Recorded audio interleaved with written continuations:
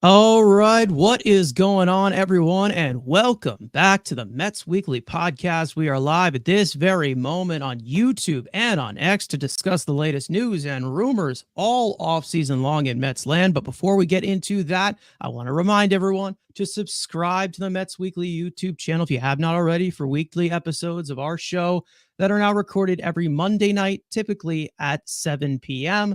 Today is Tuesday. We'll get into that as to why we are live on Tuesday. But for those of you who are watching or listening on playback, you want to join the conversation in the future, make sure to turn on those post notifications to not miss when we go live the next time. For those of you in the live chat right now, we want to let you know we love reading your comments, your questions, your concerns, all of that great stuff regarding the team all off season long. You feel like you're being ignored. You're not being ignored. You're just being starred throughout the show, and we'll try to pull up as many as we can to keep the flow of the conversation going. And we will save some for viewer questions as well for the end of the show.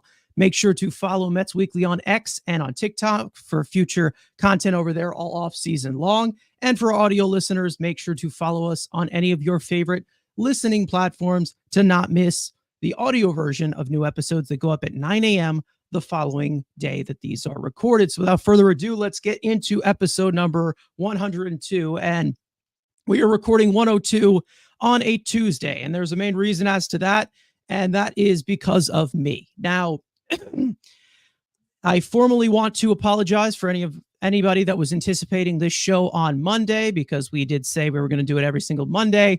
But I was not feeling great, very under the weather, to a very extreme level. So at the end of the day, I apologize for that. I'll spare everyone the details. I'll let you leave that to your imagination. But here we are, Tuesday, and we've got tons to talk about, of course, as the hot stove is very close to heating up, shall we say. We've seen flurries of moves come through in the offseason, even for the Mets, which we'll get into. But again, we have got into now free agency has started. It's been going on for about 24 hours more than 24 hours. Frank, I will go to you. How are you feeling on this fine evening, which is a Tuesday, and nothing else is going on right now? It's just Mets baseball and news. Yeah, I mean, we're just waiting for that real big domino to fall. I mean, obviously there is that one across town, but just overall, we're looking for every big player to happen and just kind of set some markets. Like we've seen some guys re-sign with certain teams to get a little bit of an estimate as to what some values might be, but everyone's just kind of waiting for what does the guys at the top do? Because once everyone knows who's in what sweepstakes and who's out, then everything else is allowed to fall into place and you kind of know what the market value is for everybody. So right now it's just kind of a waiting game as you're waiting to see, who does come off the board and what do you have available. Then you have your arbitration stuff coming up. So there still is some more things that need to happen, but the Mets they're off to a decent start. They've picked up some guys. We have it here on the screen. We're going to get into them. And just the key for me is that they've added them to the 40-man roster. So that is something to consider as well, is that, even though these aren't going to be massive contributors, there's still something. I mean, in order to make the 40-man, the team does have to feel pretty good about these particular players. So I feel like them just getting off to a quick start, adding a few guys already before they're even actually doing the big moves, I did find pretty fascinating.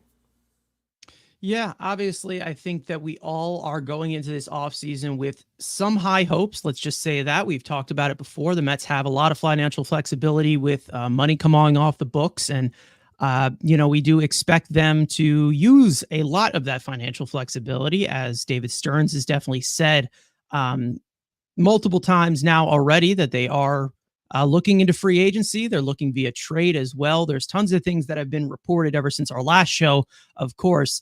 But Andrew, I'll go to you. How are you feeling? This is your favorite part of the year, the off season, where the GM could make the GM moves. What do you think?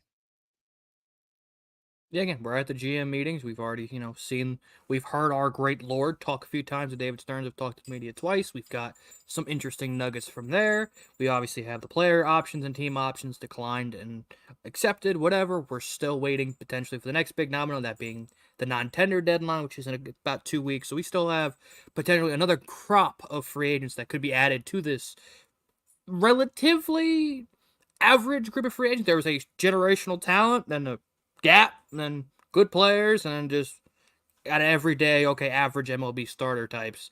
It's not a great overall for depth, but obviously when you have one of the best players on the market is obviously the big top. But again, I think we've seen Stearns be active, adding guys to 40-man. We've seen some other guys get off the 40-man. There are still some question marks of guys who potentially get non-tendered, as well as some guys that need to be cleared off that 40-man. How do those guys get off the 40-man? With a certain prospect, we'll wait and see what he does. But overall, again, we're waiting for the first domino. Again, we had like a Michael Wacha, but that's again sets the market about $18 million for pitchers for a middle to back end arm. So maybe that could be your kind of barometer. But with some qualifying offers, we got to wait and see. Yeah, and speaking of those qualifying offers, the Mets did extend a qualifying offer to Luis Severino, Sean Manaea, after he declined his player option for 2025, which we all expected. And then, of course, Pete Alonso, who we will get into regarding his free agency, as that has begun, of course, with him being the homegrown guy that he is. He is definitely going to be one of the centerpieces of the Mets offseason going forward. Carlos Ortiz coming into the chat, saying what's up, saying hope you feel better. I am definitely feeling better as compared to yesterday. I can tell you that. And Brad saying it's only a few players I think the Mets will go after that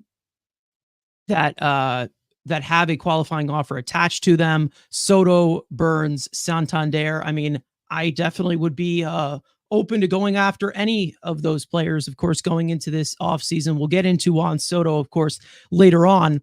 But of course, we need to talk about what has actually happened and not the possibility of things that it could possibly happen. And I do want to get into kind of just the flurries of moves that they have made so far. And there actually have been quite a few that the Mets have made. Before I get into any of the additions, I do want to talk about some other things they have done. DJ Stewart is no longer on our 40-man roster. He has been elected to free agency. I know everybody's upset about that. Joey Lucchesi elected to free agency as well. The Mets also claimed a right-handed pitcher, Kevin Herget, off of waivers from Milwaukee, which I don't have a rundown for. But we also had some other news about Lindor and Alonso being named NL Silver Slugger finalists. Mark Vientos was not, which is kind of weird. Let's just say that. The entire Mets coaching staff is expected to return for 2025. We've talked exclusively about maybe not bringing back some of these pieces, but it's whatever. At the end of the day, the Mets did have a successful season, so I understand why they brought them back. But, you know, there's also some other news as well as the Mets declining right-handed pitcher Phil Maton and his club option as well for 2025. It's possible that maybe he comes back on a cheaper deal, but we'll see what happens going on later on into the offseason. But let's get into the opening ads, as I would like to say, and those being two pitchers that the Mets added on a minor league deal and a major league deal, and that being Chris Devenski and excuse me, Chris Devenski and Dylan Covey. Now, I do want to pop up their graphics if I can find them. Where are they? There we go. Now, to break these guys down, pitch per pitch, I'm going to give you guys a little bit of a full rundown here. Now, as for Chris Devenski, as I try to gain my voice back, give me 1 second, guys. Okay. He's a 33-year-old pitcher, 6'3", 211 pounds, a 4-pitch mix right-hander from a 3/4 arm angle. He is 48% changeup, 31% four seam, 14% cutter, and 8% sweeper. His best graded pitch, obviously, is that changeup. That has over 16 inches of side spinning glove side action. And of course, the overall grades being 170 stuff plus, a 81 command plus, and a 103 pitching plus. The rest of his arsenal has his fastball that sits about 93 to 94, tops 96 with over 17 inches of induced vertical break, a mid-80s cutter with late horizontal movement, and a low spin sweeper with heavy arm side action. Devenski did break out during the beginning of the Astros dynasty in 2016 and 2017. That was overseen by David Stearns and Chris Gross at the time, one of our leading scouts. But he has struggled ever since with multiple injuries as well. In 2024, Devenski spent his year in Tampa, posting a 6.75 earned run average, a 7.33 fielding independent pitching, striking out 19.7% of batters across 26.2 innings pitched. Last year, he really struggled with his control and command, walking over 11% of batters and registering career worst in quality of contact metrics. And most of them came from his reverse splits against right-handed hitters, which slashed 314, 426, 745 against him in 2024. And of course, Devenski's minor league deal includes an invite to 2025 spring training. Now, as for Dylan Covey, this is a major league contract. He is 33 years old as well, 6'1", 215. He is a 5-pitch right-hander from a very high arm angle. He is 42% sinker, 27% cutter, 22% slider, 5% splitter, and 4% sweeper. His best graded pitch is his cutter in the low 90s with arm side action, a 111 stuff plus, 100 command plus, and a 109 pitching plus. As for the rest of his arsenal, a heavy running sinker that sits 95 to 96 and tops 97. Gyro action slider with over 200 RPMs. A high 80s glove side fading splitter, and a high spin arm side sweeper. In 2024, Covey spent his entire 2024 season in the Phillies organization in AAA, and he did not pitch a single inning in the big leagues. He did post a 1.20 earned run average, a 3.70 fielding independent pitching, striking out 27.6% of batters across 20.1 innings pitched, as opposed to last year in the majors that was split between the Dodgers and Phillies. Covey did post a 3.77 earned run average in 43 innings pitched. Amid some spotty control issues, Covey manages contact very well as a ground ball specialist, which he does make up for with his lack of swing and miss stuff. And of course, Covey is the Mets' first major league signing of the offseason, expected to make around $850K to $900K in 2025. So these two signings are pretty much the opening ads. Like I said, there was another pitcher they got from Milwaukee. Frank, I will turn it over to you as for the first impression of this offseason, of what direction this is going in. I don't think there's much overreacting to do in terms of this one, but definitely a look at where the Mets have been going in, especially with Dylan Covey, who we have not really seen much of at all last year in the major leagues when he was with the Phillies. And then you also have Chris Devenski, who has had success in the past, but has struggled recently. Yeah, so for Devenski, he's obviously the guy that we know more about. He actually was an all-star in 2017, so we love our former all-stars. But it has been a while since he's been good. I mean, like you said, I mean, we're talking quite a ways back, and injuries and things like that, they are obviously a factor. So all of a sudden, for him to just kind of come back and be productive, we'll see. I mean, he was good in the minors last year, but I think overall we saw the Mets do something pretty similar last offseason where they just kind of signed a bunch of guys, whether it's minor league deals, major league deals, things like that, just kind of bringing in more pitchers. And as we always say, you can never have enough pitchers. So I definitely like that they are once again going with that approach.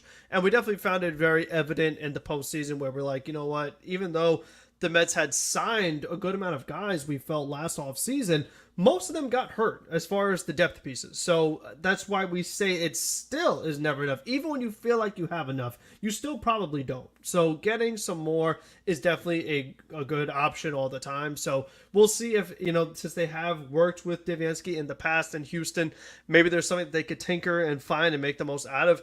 What I like about Dylan Covey is that his arsenal, as far as the pitch mix, it reminds me a lot of Reed Garrett. And I'm wondering if they are just kind of looking at Reed Garrett and the adjustments they're able to make with him and saying, okay, can we find another Reed Garrett instead of, oh, let's go out and make like this big splash at a free agent who has this like big track record. Let's take someone under the radar and see if we could just kind of convert another one to be a solid player. Because when it was all said and done, Reed Garrett ended up being one of the Mets' best relievers in the postseason. One of the guys you actually kind of felt like you could trust. So if you could do that again, more so internally, just kind of maybe this is like the one arsenal that Jeremy Hefner can make some magic happen with. If you're able to kind of strike gold again, that would be really key for this team. So I could understand the vision there. Even though the results have not been there, I still could see a scenario where it's like, okay, well, if we just kind of move some stuff around and change up some things, we might have ourselves a pretty productive pitcher for our team. All right, Andrew, I'll go to you. These are your first signings. Is this the game changer here? I think this is it. I think this is all we have to do in the winter.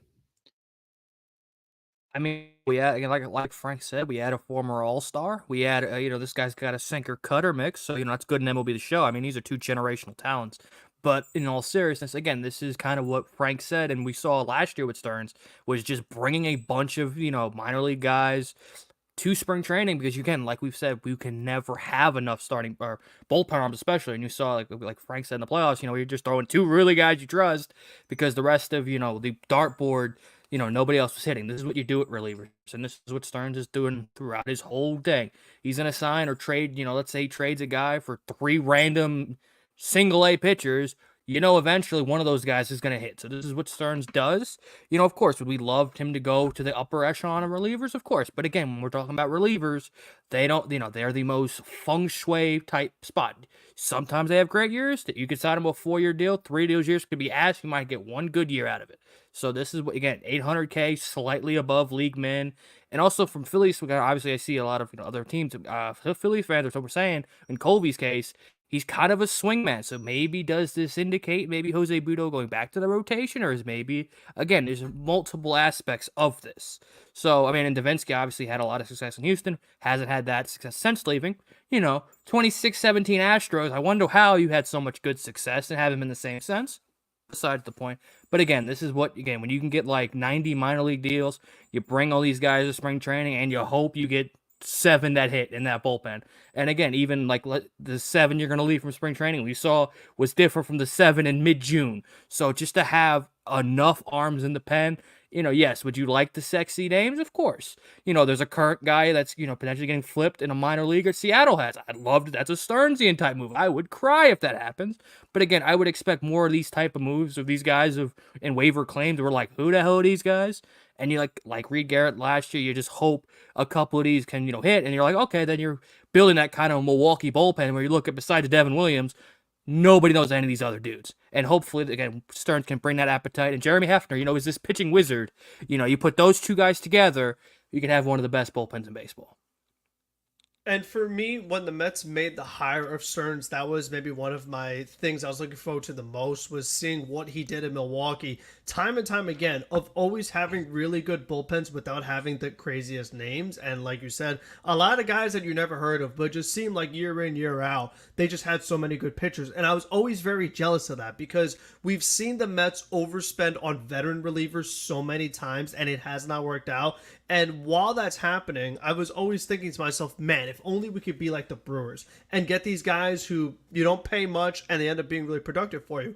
And if you are able to do that, it really allows you to allocate your resources to get your star hitters that we're going to get into, to get maybe some more big-time starting pitching guys that you'd like to get as well. So if you're not investing a lot of money into the bullpen, that just makes it easier to go for other stars in more marquee spots like position players and starting pitchers, but also it gives you that flexibility to retain your own guys. So we talk about maybe giving Vientos an extension, or if some of your other young pieces hit, you want to look at extending those guys as well. It's now a lot easier to do that because you're not investing so much into the bullpen. Yeah, I mean, here's the main thing that I'm looking at with these two additions, and I think that everybody is really kind of putting this aside. When we talk about like these bullpen additions and them kind of deepening this entire thing, I more of this just see this as more of just like extra bodies to add into this bullpen. I'm not seeing these two as like these main contributors, and I'm not going to say that they're going to be. And I think that they're generational talents. I'm not going to say that because they're not. They are just guys who could possibly be relieving options. Of course, this Devenski guy didn't seem like he was able to find the strike zone at all last year.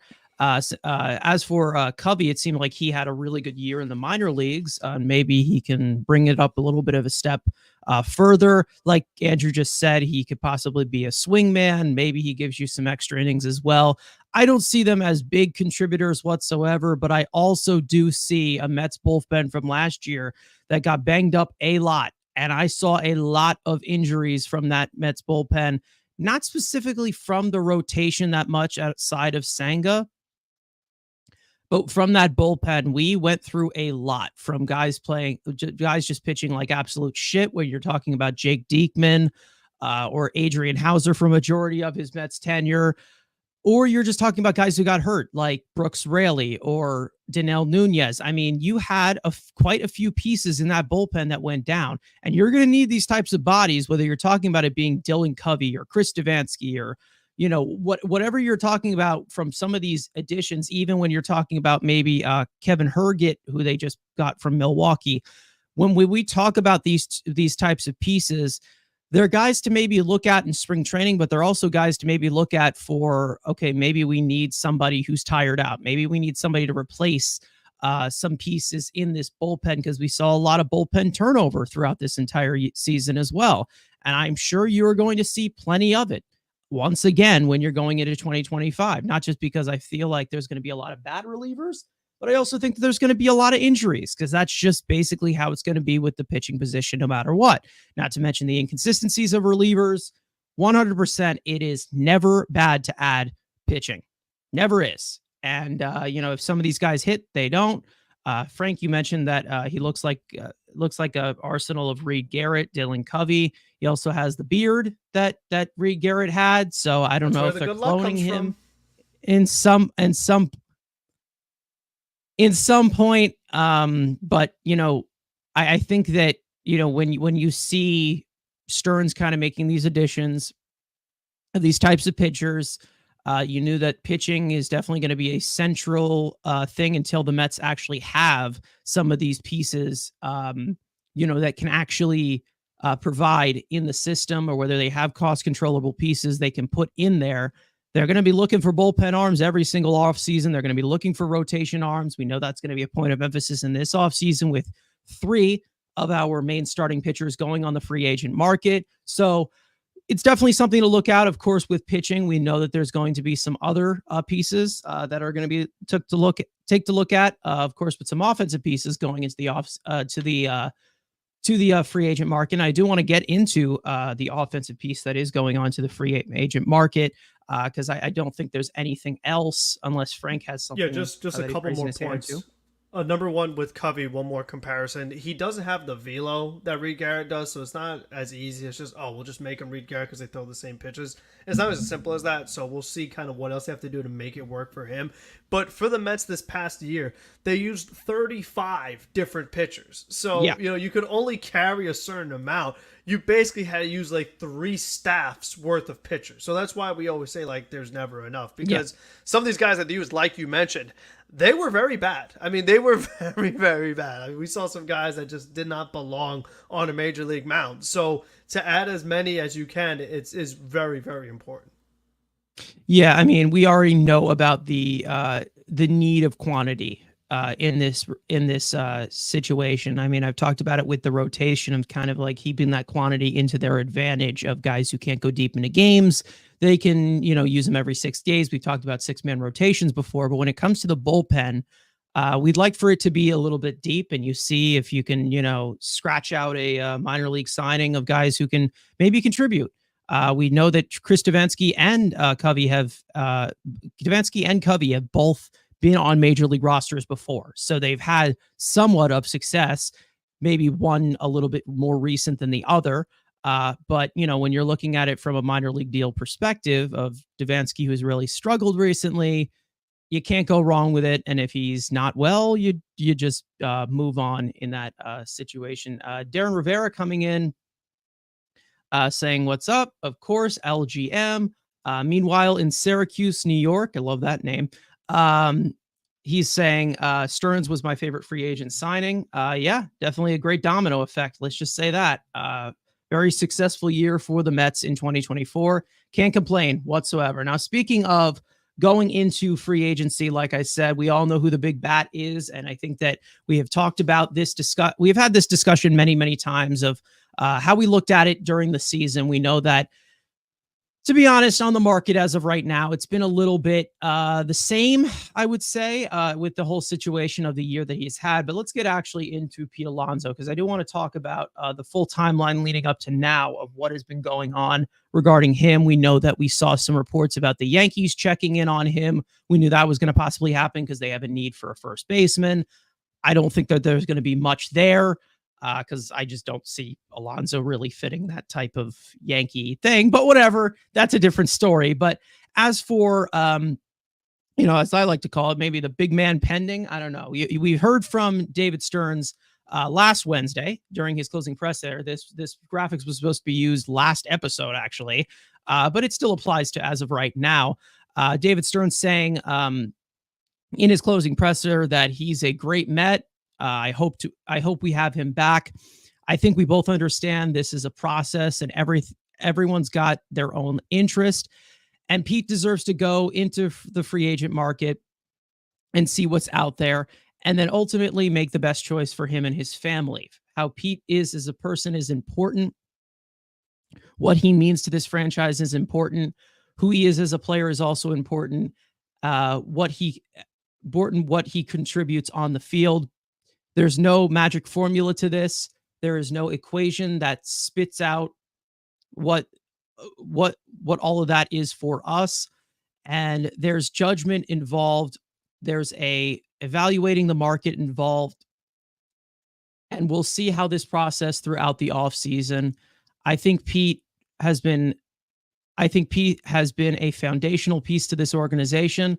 He's performed at a very high level. Now, as for the timeline of what we've been seeing for the past, let's just say year and a half, maybe 2 years, we know that at the trade deadline last year, Pete Alonso did reject a 7-year, $158 million extension from the Mets, which was before the trade deadline, before their sell-off. And then following that, after the regular season ended, or how the graphic says it, my apologies for the typo. He did hire Scott Boras, the big high roller, as his free agent. And of course, both the Mets and Alonso were reportedly close on average annual value, but they were farther away on term for a future contract extension. We know that Alonso and the Mets, before the season started with arbitration, they agreed to a 1-year, $20.5 million contract to avoid arbitration 3. And Alonso stated his disinterest to negotiate during the 2024 season. And of course, November 6th or November 4th, free agency has begun. He will enter the free agency market. No matter what, as the time to negotiate a contract extension has long gone for a long time for Pete Alonso as he goes into this market. And I think what we are looking at is, I don't want to say it's a fallback market for somebody like Pete Alonso, because I do think that he is the number one first baseman on the market. He's one of the top bats. He's not one of the he's not like in the mid tier. But I mean, it's definitely interesting to look at it because he is a first baseman, and it's a little bit less of player value when you're talking about it compared to some of the other pieces. Right now, I think I feel pretty much the same as I have for most of the season from what we have seen. But it does begin at this current moment. We know that they gave him the qualifying offer, which we all expected, which maybe bends into the Mets' favor a little bit more, to kind of get a little bit of protection, to get his ear on the negotiations. But there are been some alternatives that have been looked at as well. Andrew, going into this free agent market, how do you feel about this whole situation with Pete Alonso? Has it changed? Is it pretty much the same? I mean, we've talked about it a lot throughout the entire season, but now we have finally gotten to that final stage as to where, is he going to be a Met here long term, or is he going to be moving on to another organization? Yeah, again, on this show, I've obviously been the opposer. I mean, obviously, you two were always holding the fence that we have to keep him no matter what. There's no replacements, and then we saw the year turn out. Obviously, he stayed. Hopefully, the mic didn't pick that up, but if not, we saw the regular season played out. Was not great, below his league standard. Still was a solid overall season, but below what he's expected to be. And then he kind of saved his ass in the postseason, hitting, maybe the second biggest homer of the playoffs for the Mets, and obviously the other one at home. So that playoff run put him back into some of the good graces where it seemed like for the regular season, 70% of the fan base was ready for this, teamwork, friendship to die. My thing has never changed. I was always open to him when we blew everything up when Scherzer and Verlander. I was very saying, hey, if Baltimore's willing to give me a haul, I'm okay listening here. For me, Alonso is a DH. Yes, he plays first base. He's good at the scoops above average. He's still overall everything else one of the worst defensive first basemen in the game. He's good at scooping. No shit. He likes ice cream. He's really good at those scoop things. He's going to hit you a ton of homers. But if you look at his numbers, OPS has slowly gone down. I mean, yes, he has his peak, but would I love to have Pete Alonso here? Of course, because who's going to throw away 30 homers and 90 RBIs at least? But again, also the market now with potentially Houston re-signing Alex Bregman, maybe that takes a big suitor away. We always saw the Yankee thing, which that's probably for if we were to land the guy to our left. That's probably the Yankees' backup plan. The fact that he's already turned down, 77 at 150? That was the number? Yeah. So he's already... 158. 158. Yeah, that would have been, I think, his ceiling, because he's not better than Freddie Freeman. We just saw Freddie Freeman on one leg do more than Pete Alonso's done in the last year, saying with one leg, saying, hey, you know what, I'm going to hit Grand Slam, become Jesus Christ in the postseason, in the World Series. I think his market this year has brought it down. I do think if you had to tell me a percentage, I think he's back to being a Met. I'm still saying 60-40 because I do think there's some other teams. And I think if Houston does re-sign Alex Bregman, I think they could go in the trade market and potentially like a guy like Andrew Vaughn or even a guy like Ryan Mountcastle. So that shifts that team away. The Cubs have always been the team linked to him. Like Michael Busch had a solid year. But, they're probably going to expect to move some money if it's, say, a Suzuki. So does that make sense, to have him there? The Yankees are here, and then that's really all we've heard. Like, you look at the big market teams, the Dodgers don't need a first baseman, the Phillies don't need a first baseman, or DH. Neither of them need that. So maybe the Giants, that being desperate for them to try to add an all-star talent. But would Pete Alonso want to go hit in that cavernous ballpark? He would still be able to hit with his pure power, can hit him over that, but would he want to go to San Francisco? Again, this is if the Blue Jays trade Vlad, why would you trade Vlad to sign Pete? I would just sign Vlad because Vlad's better. But if they had, then that may be a possibility. But I do think he's probably back, but this isn't going to be anytime soon. Obviously, the Mets' priority is Juan Soto, and that is the priority. And I do think even with Soto, I do think there's a way if Alonso's still sitting in February, he takes a Bellinger-type deal, where maybe it's 3 big AAV years with opt-outs after every single one. And I do think, and this is kind of, I guess we'll talk about Soto, incorporating Soto, but still, with Alonso, everyone keeps talking about, if we sign Juan Soto, which again, generation now, do it. Who's hitting behind him? Because, yes, in the Yankees, he had Aaron Judge hitting behind him. If Lindor's leading off, we're probably going to have Soto too. You're going to put Mark Vientos, who, yes, great player right here. It's only had one good year in the major leagues. So, for me, if it almost makes, if Soto is brought in and you get lucky, you sign him, for me, it kind of makes more sense that you need Alonso because you need that deep lineup where it's yes, Soto is the pure priority. I don't care if Pete Alonso, you can go sign somewhere else. I'm okay if, let's say, Pete gets an offer somewhere else. I am focusing on Juan Soto. Like, this isn't the thing. Like, he is the priority. Pete, you're on the back burner. I think that's the same thing with the Yankees, but I think Pete, if he's smart and Boris is smart, he's played this game 1,000 times. You're not going to see Pete sign before Soto. He's going to wait because then the Yankees or the Mets or the Dodgers, whoever, then it's going to be the desperate team. I just think, and this is something that me and Carson agree with, if he were to walk, I'm not going in the free agent first base market. I'm shifting Mark to first, and that's where I'm going the upgrade. I'm not giving Christian Walker 3 years. I'm not Paul Goldschmidt or Anthony Rizzo. No. If Pete Alonso if we sign Juan Soto and let's say Pete goes to the Yankees, so let's play that game, then Mark Vientos is your new everyday first baseman, and I'm addressing the third base. Either there's a couple of options. Well, if Bregman's gone, which we've seen some Astros Bregman stuff, but I'm shifting focus on the third base trade market. There are guys that can be had there. For me, again, I would love to have Pete, but I think if Soto is signed, it's kind of he's more because of that lineup. Let's say, okay, Soto's here. Who's hitting behind him? Yes, you believe Mark Vientos can be there. You kind of, if you do sign a Soto, you do need Alonso to hit behind him, like to have that fear. And you've seen what the Dodgers aren't going anywhere with their top of the lineup.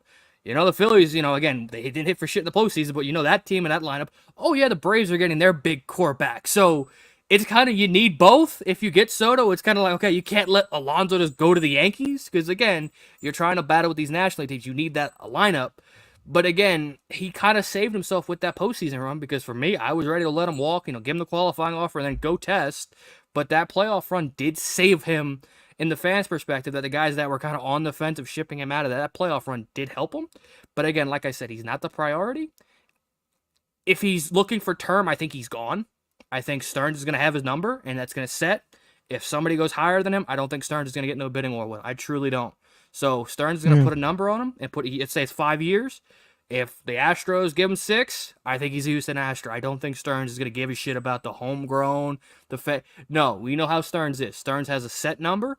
If you go over that set number, if your value ain't worth it and you're not a generational talent, he's going to let you walk and he's going to go somewhere else. So I still firmly believe there's probably a 60% chance he's a Met next year, but I'm not banking my, oh my God, he has to be back because there are other alternate options that can replace him in either position. Yeah, I mean, we looked at the current market. We did have a report. I don't know who brought it out, so somebody can remind me if you know. I think I had like a notification for it of how they said that in the market, Alonso's kind of being looked at as like 100 million to 125 million. That was from ESPN, yeah. Yeah, so that was from ESPN. I don't know how factual that is, but when you're looking at it, you kind of go into the back of your head and you're like, okay, well, if that is the case, 158 million for 77 years would have gotten it done. But at this point, can't really say anything. Now, before I go into Frank and his full rundown of how he feels about the Pete Alonso stuff, I do want to remind everyone in the chat that are watching right now live, we know what is going on right now in the world, currently in the country. This is no place to be discussing that. So if you do bring up anything regarding that, we are going to time you out. We're not going to completely ban you. We're just going to give you as a warning for that because we're seeing a few in the chat about that. We know what's going on regardless, but this is a Mets channel. This is not anything regarding world or country politics. Let's just say that. Frank, I will go to you regarding Pete Alonso. This is definitely something we've anticipated for quite a while, ever since we saw them not really get a deal done from him at this current moment. And it could change. Who knows? How you feeling about Pete Alonso currently and his market on the free agent circuit, shall we say? It's been a long journey, so to speak. I mean, I feel like if we go back to this show from when its inception, I was one of the people talked about the Mets should have re-signed Alonso when they had the chance, when Steve Cohen first took over the team, and we never would have this discussion today because you already have him signed up and for much cheaper than what's going to cost now. So that's the first part. And again, I want the Mets to learn from their mistakes. Stop letting these guys get to free agency. So that's the first thing. But then, like Andrew, I mean, with the way the season was going for him, he mentioned the point about him like declining year by year, so to speak. Like he's never going to be that rookie year again. I mean, juice balls or not, you're not going to see that kind of year again. He's not a player that's going to give you a 900 OPS plus, so he's not a overall elite offensive player. Is he a very good home run hitter? For sure. He has great power, home run power, but as far as pure hitting, getting on base, not his forte. And he was phenomenal at driving in runners throughout his career until this season happened. Then it all just fell apart. So we still have to kind of figure out what's going on there. Maybe it's just because of the contract or whatever. And Andrew's point about him taking the short-term deal with the opt-outs, I said that a bunch of times on this show. Like, I could definitely see that scenario because it gets drawn out so long that no team meets the number that he wants, so they just end up taking a short-term big balloon payment in the beginning. I could definitely see that scenario as very realistic. So if that happens, then he might end up in the same situation where he's still thinking about the contract because he's like, I still didn't necessarily get that long-term deal I want, so maybe he's still pressing and still struggling with runners in scoring positions. So that's kind of one of the things that worries me if you want to go the short-term route. Him doing pretty good in the playoffs did help his case for me personally, because I always say, like, if I'm going to pay someone a lot of money, they need to do it when it matters most. And he definitely had his moments. I mean, we wouldn't have got this far without his huge home run against Milwaukee. He had some big hits against the Phillies, and then he had some hits against the Dodgers too. But when I think about just overall team building in any sport, if I'm going to be giving a lot of money to a player and I look at what they provide to the table, and like Andrew said, he could scoop the ball, but not good range, one of the worst arms I've ever seen in my life, no foot speed, and like we said, he's not really an elite offensive player, he just hits some home runs. And home runs are valuable, don't get me wrong. But that's kind of where it gets a little dicey as far as, like, especially when you have a guy like Juan Soto, when we say generational talent. This is a guy that, we talk about Alonso not hitting 900 OPS. Soto's a guy that hits 1,000 OPS. So, I mean, Soto is like that top 5 bat in all of baseball, all around bat. So he really does a lot of stuff at that elite level. So I actually am kind of the opposite when it comes to this. If the Mets got Soto, I wouldn't be as worried about Pete Alonso. I feel like my offense is pretty good if I have Juan Soto. Because if I'm looking at this particular team with the New York Mets and what happened in this round against the Dodgers, the games that the Mets lost, they surrendered 9 runs to the Dodgers, then 8, then 10, then 10. I'm sorry, but Juan Soto and Pete Alonso both don't pitch. So even if I got both of those guys in my lineup, could I have a bit more of a slugfest with the Dodgers, more of a shootout? Maybe. But it's not going to stop me from allowing 8 runs, 9 runs, 10 runs. And we now have almost a whole rotation to build because Senga was not a factor. The 3 guys that we used, besides Peterson, was Manaea, we had Severino, and then we had Quintana. All of them are free agents. So it's like we had pitching problems. Now we need to rebuild the rotation. All of our relievers that we were going to use, most of them are now free agents. So, like, my pitching problem that I had is nowhere near solved. Actually, right now, it might even be worse. So I'm not so much like, okay, I need to give a crazy contract to Juan Soto. Now I need to give a big contract to Pete Alonso. Now I need to build a rotation and a bullpen. Like, I know we have Steve Cohen's money, but I do wonder where that cutoff is. Because if it's like no money matters, okay, fine, sign everybody. Of course, why not? I mean, get Corbin Burns while you're at it. Get everybody. I mean, why not? But that's not realistic. So if it's up to me, if I could get Soto, I'm focusing on pitching. And then if Pete wants to, like we said, come back around, do a short-term deal, whatever, fine. But I'm not going to say, okay, I need to spend $600 million, $700 million on just these 2 bats and not address my pitching at all, which actually was the big problem as to why I couldn't get the job done. I find that the Mets have a much better chance of solving Pete Alonso leaving internally than trying to solve this rotation internally. That's just me. Yeah, I mean, when you look at this team in general, and I think that when you're talking about a top-heavy market as this is, I would say on the free agent market, you have quite a few stars, but, you know, you do have a little bit of a drop-off when it goes deep into the offseason. Again, we have talked about this before, many, many times before, but I think I will reiterate it.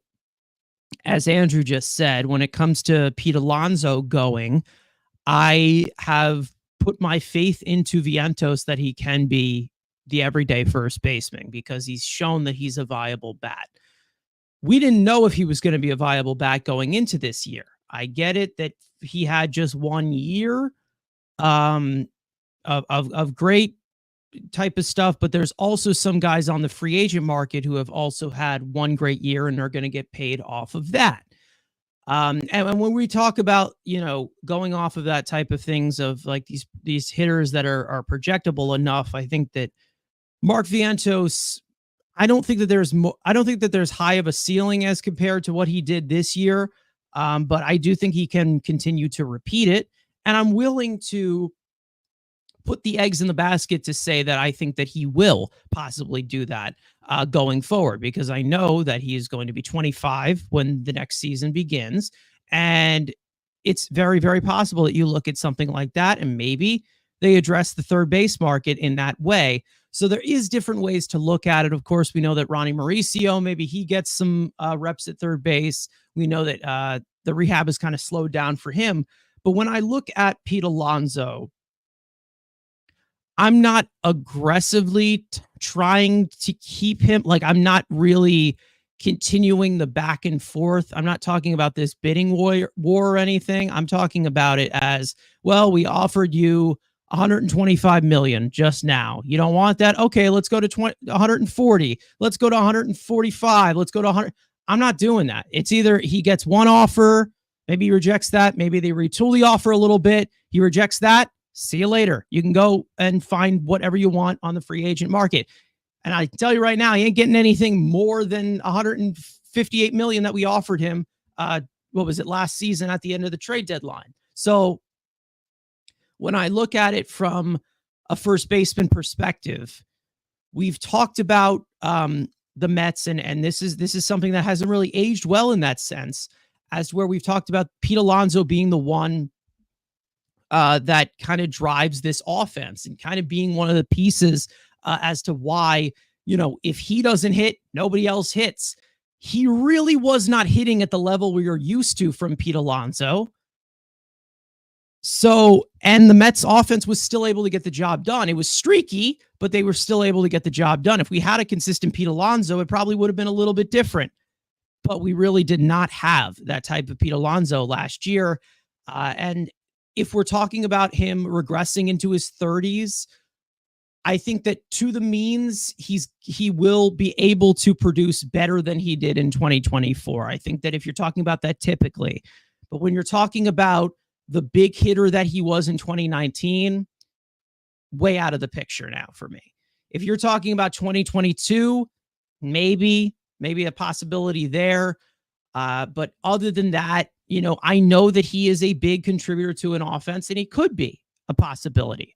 But when it comes about to, Pete Alonso and the overall tools of what you're paying for him as a player, it makes it look like 158 million is a little steep for a power hitting first baseman that does not provide anything else and has kind of moved down in production ever since we were having that initial discussion as compared to that. Now, if he had a huge year in 2024, would have been a lot different. It would have been. But right now, we were seeing some signs of him just not producing the way we were used to Pete Alonso producing at typical percentile. Like, we knew that he was the main run producer. He wasn't this year. So I'm not saying that this is just what he is now, but I'm saying that you can't really look at, these last 2 years as the full-on outlier to look at it for his entire free agent market. I just don't believe that you can. And with Vientos being the contributor that he was this year, I'm comfortable with sliding him to first base because we all know that he's not great at third base. But that's a different story because Pete Alonso is still out there. The Mets are definitely going to make an effort to re-sign him, and they definitely should. I will not be pissed off if they bring him back. I would not be upset if he was brought back. But also, I'm looking at it from another perspective of I'm fine with it either other way. I'm fine with him or I'm fine without him. I'm fine with it no matter what. And when you look at it from this entire perspective of, the Mets just talking about it as building a complete roster, Pete Alonso probably gives you a better opportunity to do something like that as opposed to somebody like Soto, of course. But when you're looking at it as the full on market, I do believe that you're not going to really have much of a bloated payroll as compared to what we're expecting Pete Alonso to get. He signed for what, 20.5 million. You're talking about without the luxury tax right now. It's not really anything payroll wise, because I do think that when you're looking at the free agent market, the most of a raise from 20 million that he's going to get, in my opinion, is going to be like 27, 28 million a year when you're talking about it at max, at max. I think he'll get less than that personally, like 25 million a year, 26 million a year. So you're kind of just adding $6 million to the payroll, but then it just kind of looks at the long-term deal as to where somebody says, if Pete wants 10 years, I ain't doing that. It's just not going to happen. I'm not going to give 10 years. No. I'm not giving 10 years to a first baseman, whether he is homegrown or not. Again, that would have been a different discussion to have if he had a great 2024. And it's not like he wasn't productive in 2024, but he just wasn't the Pete Alonso we were used to. So now you kind of take the step back. I understand the postseason, yada, yada, yada. I understand that. You have to take the entire thing into account when you're talking about this with Pete Alonso.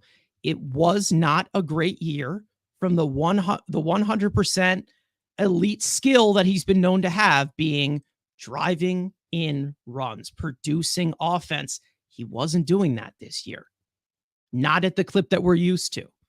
So I am all for if they want to bring him back, and I'm all for if they're willing to let him walk, because I feel like there's a lot of flexibility in this range as to where they can build a team around some of these pieces that we know are already more established to the Mets core at this current moment than Pete Alonso is, because he looked like the missing link for a majority of this season. If there's anything you want to add, Andrew, I know you look like you're chopping at the bit. Well, that 10-year, I mean, the fact that, yes, even if Pete Alonso, let's say, had Juan Soto, there's no way in hell anyone's giving him 10 years. Like, I just found that funny just to think about. But, like, you look at, again, what the hell is that Stearns? Boris. I'm like, what the fuck? I couldn't think of the devil's name. Boris. You know what he's going to want. We've already heard what he wants, and that is trying to top the Prince Fielder, Teixeira, that deal. That's not happening. GMs are smart. Yeah. GMs are getting smarter. First basemen continue to get the value. And do I think it's sad? Because, again, yes, the production is great. But, again, and we'll even get to this with Soto because we've already started seeing some backlash. When you're just a bat, you're not giving me any base running value. You're not giving me defensive value. You're not giving me, like, those type of guys. If he's going to be your DA, and even let's say you give him let's say it's a 5-year deal. There's a good chance he's probably your DH in year 3. Like, let's be honest. Like, because you've seen, at least from Vientos, yes, is he amazing defensively? What? I disagree with that. I think he would be the first baseman throughout that entire contract. Like, I understand going past age 30, but like age 30, like if you're talking about age 36 or age 37, then we're talking about that. But if he gets a 5-year deal, he most likely will be the first baseman throughout that entire thing. Like, I'm just telling you right now. Like, unathletic, shitty defender. Yeah, no, David Stearns run ball club? Yeah, he's here because he's homegrown. If Stearns got his way, he would be the DH. Because you know how run prevention is. Yes, he's great at scoops. Wait. Hold on. Wait. What we got? Come on. I'm ready to go. Come on. What? Unathletic, non-well defender. Are you also describing Mark Vientos at the same time? Well, no. Mark Vientos is a lean. He's a good-looking kid. He's big. At least at least he lifts weights. At least puts effort in to get better. What does good-looking have to do? Anyway, when I'm talking, you gotta market him a little bit. Come on. We know that Vientos is just as slow as Pete, right? If you're talking about in terms of athleticism, he is slow as dirt. So, I mean, I'm not saying that they're gonna take him off of first base probably in his later age, but if you're talking about like a 5-year deal, paying him through age 34 to age 35. He'll still be at first base every single day, in my opinion. Like, I don't think that when you're looking at a first baseman, he automatically becomes a DH once he turns 30. Like, that's ridiculous to look at.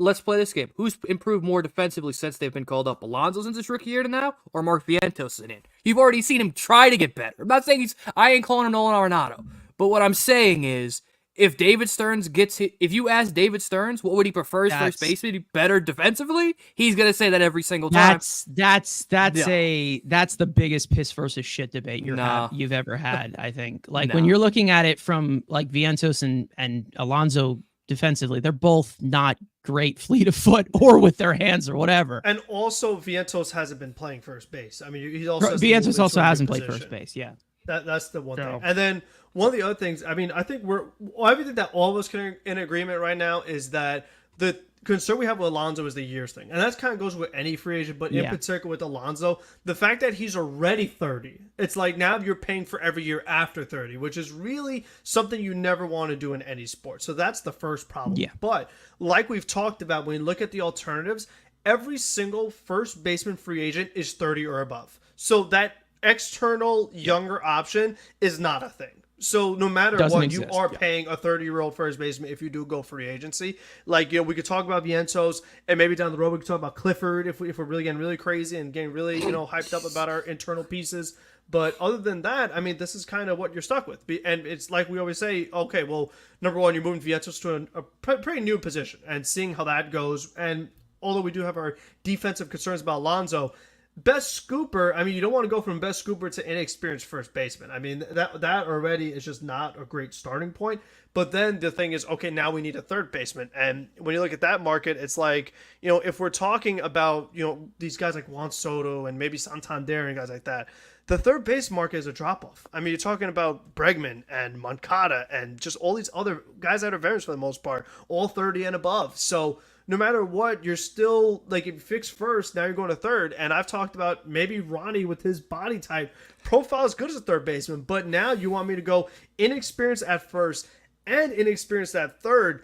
That's a little dicey. I mean, it's hard to do it in multiple positions. That personally doesn't concern me. Giving the young guys leeway to play, I'm fine with doing. And if they want to do that, regarding how they want to build the roster, because I know that they're going to go big in free agency, whether they're talking about pitchers, or whether they're talking about, from whether they're talking about the rotation, whether they're talking about from the outfield, that I don't worry about. Cause like I look at it, from, one, perspective as to where I do think that they do spend big in one department. I don't know what that department is going to be. I'm not looking at it as, they're going to spend big at first base. They're going to spend big at third base. If Alonso leaves, they're going to move Vientos to first. Like, I kind of see it as all the options are open until they're not open. You're going to have to fill in those holes, of course. I think we are getting to a point right now where it's a little too early. And I think that you still kind of have Pete Alonso in that equation. And I feel like this is probably the best way that I look at it from, this is the best way that I kind of look at it from, keeping him into this equation, which is possibly the highest I would probably give to him, roughly. I'm looking at Spot Track right now, and they're saying he's $29 million is his projected AAV, which I think is a little too high, excuse me. But when you're looking at the market value of the contract that they're projecting him to get, I don't know if this was put up last year or it is from this year. But from the first baseman rank, he is the top free agent ranked, which I do believe that he will be from first base, and he's 14th overall in MLB ranks, so he is in the top 15. But 6 years, $175 million is what is being projected for Pete Alonso. Now, to slide that a little bit back to the $25 million we were talking about, that would make it, let's say, 6 years. I don't know, 160, something around there. If it was 6-year deal, let's say that. Would you guys say that would be 6 by 25? 6 years, 150, something like that? If you were to cut off, because the AAV personally is, there's going to be some kind of overpay when you have Boris. We know that. Brandon Nimmo, we learned that situation, overpay in years, not overpay in AAV. But when you're talking about the possibility of Pete Alonso a 6-year deal, would you guys say that is the cutoff for Pete Alonso, or would you go a little bit lower than that, maybe 5 or 4? If the Mets already offered him 7, why in the world is he taking 6? Well, probably higher AAV, maybe. It's not though, is it? Well, dude, what's it? 170 divided by 7, or whatever the fuck? 158. So 158 divided by 7. I think it's a little lower. A little lower. It's very close. But if you're talking about it, what is it? Jeez, because we're doing math here on the open stream. The other contract so that's 22 that they offered him was 25.4. So 22.5 is what they offered him. 22.5 is what they offered him. So let's say it is 150 divided by 6.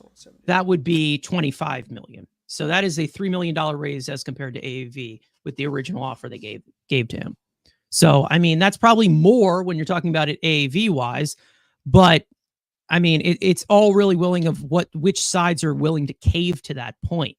And I feel like you're going to probably see. I would rather do the Boris 6. Probably caves later. I'd rather do 6 for 150 than the 7 at 158. Just because, like we say, because then if you do 7, now you're paying age 36, age 37. We know that's when things really go downhill for any player. So the quicker we can get out of a 30-year-old free agent, the better. So I'd rather just pay the $3 million extra with, again, Steve Cohen we're talking about here, and just kind of have that one less year. Because kind of like we talk about the flip side with Marte, where like we had to pay the 4th year to get the first few. Like we don't want to do that again. Yeah. Andrew, is 6 years the cutoff here? Like, is that kind of how you're looking at it? Or are you kind of having a limit on AAV, which we know is not that big of a factor with Steve Cohen's wallet? But I think when you're talking about the term, I mean, how do you kind of cut this thing off, of course? Because we know that 7 years was on the table. It seemed like the Mets are kind of off with term right now. With the last time that we heard with Alonso, obviously he's not getting the 10 years. Is that where you would cut it off? 6 years? I've always been, I don't care about AAV. I hate term. So for me, my limit's 4. Like, I'm not going to that nth degree for this guy. If I'm gonna, again, this is obviously prioritized. Yeah. If we don't if Soto comes back, then yeah. If Soto goes back to the Yankees, and this is my only option, 6, fine. But I'm not locking myself up for a non-primary position. Sorry. Like, I'll go 4 high AAV. Like, I'll give you 32 times 4. Like, I'd rather give you a higher AAV with less shorter term than longer term, lower AAV. That's just how I go. I'd rather Snell type deal than Burns. Give me the higher AAV for the shorter term than, hey, you get him a lower AAV, but you're getting him for 8 years. So for me, I'm at 4. I'd rather give him a little more higher AAV with the 4-year deal than giving him the lower AAV for the 6-year deal. But again, this is all prioritizing, always going around the other guy that we'll talk about later. Yeah, one thing I will say regarding this is if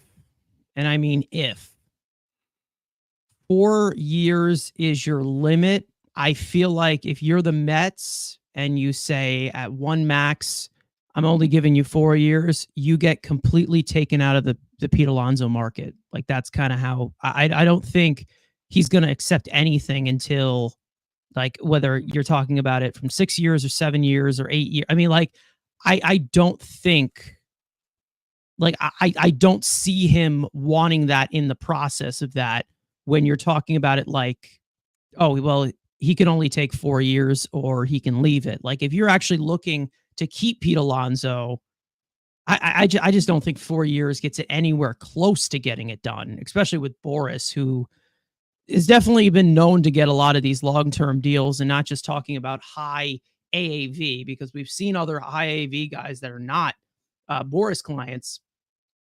But I just don't see it being a possibility of just like, oh yeah, well, this is easily he can just take a short-term deal. I think that's probably going to be the last resort type of thing. But I do think that there's going to be a team out there that just outbids you outright before this drags out.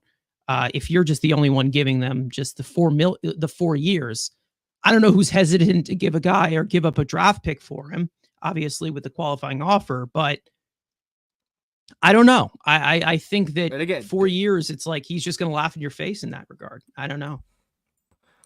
Well, I'll play the game. Who's that team? Because I don't see that team that desperate to give Pete Alonso 6 years. I think there's a team that'll be interested, but I don't. Again, if we play this game, Matt Chapman, saw last year. Matt Chapman, elite defensive third baseman, plays a primary position. Nobody wanted him. Had to take a bridge deal.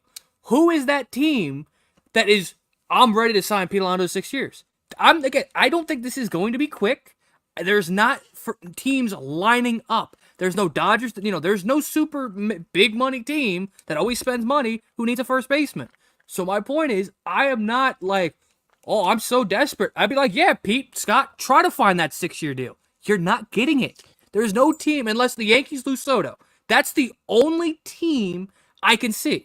Maybe the Astros. Know. I think the Cubs aren't going to do it. Are a team in that market. I do think that they will overpay in that regard. And they've been so crazy to spend money. They signed Dansby Swanson was the biggest deal they gave out for a primary position. Yeah. That's it. Which was last offseason, right? 2 years ago. That was last offseason. 2 years. 2 off seasons ago. Yeah. I think that the Cubs would be willing to do that. Then again, with see no how merit, obviously, because you don't know what the foundation of that team is going to be. Seattle's not paying that top dollar because they'll go for. Yeah. They're going to other options in second base and other holes, so they're off the market. Like I said, if the Phillies don't need it, Dodgers don't need it. The Giants and the Cubs could be the only teams you could tell me, oh, they could be in the conversation. But are you really scared of those teams? That's my. Oh yeah, Angels. That's a great one. Could they stupidly just spend that money no matter what? We've seen them do it before. And if they want to give them if they give him an Anthony Rendon contract, good riddance. I ain't touching that type of money. Yeah, that's my point. I agree with you in that. To be this 7 again. I don't think this is going to get to that 6, 7. I think it might be 5 or 4. I genuinely don't think you're going to get 8 years, 6 year. It'll be a 5 or 4 year deal or Bellinger type deal. My thing I don't see the market. Sorry. Yeah, I'm just gonna stick with if we're taking that the Mets already offered 7, and let's say they bump it down to 6 at 150. Let's say they give into that. Yeah, higher rated maybe. So if somewhere in that ballpark. If let's say Cubs offer it, Giants offer it, I would say, just this is my opinion, that if the money is close, if the years are close, Pete is choosing the Mets. I feel like he would need a pretty big overpay to go to the Angels, for example. That's just kind of how I see it. Yeah. I feel like he's already done too much in New York and I just done too much here to just go to the Angels for like a little more money. It's really hard because we know that Scott Boras is the highest bidder type of guy. And we know that, Brandon Nimmo, I think he took a little bit less money to come back to New York, or like just an extra year or something compared to like what the Padres offered him or the Giants offered him, something like that. Somebody can correct me on that if I'm wrong. But when it comes to Pete Alonso going into this market, it's obviously a little bit different with him being a first baseman, but I think that when you're talking about the overall bids from other teams, I do think that you will still get a desperate measure of where you're talking about maybe the Cubs, maybe the Angels go into this market. And I feel like sizing it up from what we have seen the Mets not being very close on years with Pete Alonso, the highest they have gone is 7 years so far, $158 million. I feel like if you're talking about my solid end would be 4 years, you're just going to be tossed completely out of that conversation. Like, I feel like that if you're talking about, 4 years is the most now after the production you saw in 2024, you're bumping it down to 4 years. And we've talked about Alonso being more want of more term in his contract as compared to, what we've seen regarding, the negotiations, what we heard, because we don't know what goes on with the closed doors, but the latest thing that we have seen is that the Mets are close on AAV with Pete Alonso, and they're not close on years. So when you're talking about bringing it back to 4 years or 5 years, I feel like you would just be tossed completely out of the conversation, whether he wants to be a Met or not. And I feel like that's kind of how you're looking at it from that perspective. And I'm not saying that, the Mets have to get Pete Alonso, because like I said, I'm fine with him or fine without him. Like, I don't really care how they look at that and from the perspective, but when you're talking about them willing to give him 7 years like they did before the 2024 season started, I feel like you're just going to get a really big sour taste from a Boris client such as Pete Alonso in that current sense, where then you're probably going to be floating around and praying in that position if he does leave. Like, yes, you can move Vientos to first, which I'm all for, but then you're talking about that third base market that Frank mentioned. Nothing is really that appealing. You're really basically hoping in that current situation, if Pete Alonso leaves because of years, if he goes to another team because of term, let's say that, you're hoping that Ronnie Mauricio is 100% healthy and regains his AAA form, not even major league form, like that, basically. And Andrew, you just said about having some concerns about Vientos only having the 1 year under his belt as a good player. If you say 4 is my call for Pete, which means you're probably not keeping Pete, then you are relying on Vientos. I mean, that's what it comes down to. Which I'm fine doing. I am fine doing. 100% fine doing. And we're acting. We're just. I'm looking again. To me, I feel like, again, I would love for Vientos to be a DH. That's me. I mean, if we were able to keep Pete at first, I think there's a better chance that Ronnie turns into a better third baseman than Mark. I just think overall, because the thing is that, like, Mark is never going to get quicker. Like, it's just not going to happen. No. So he's going to have the arm and make the routine plays. But as far as, like, upside, I think Mauricio could turn into a better third baseman and just leave Mark as an amazing DH. And that would kind of solve a lot of things.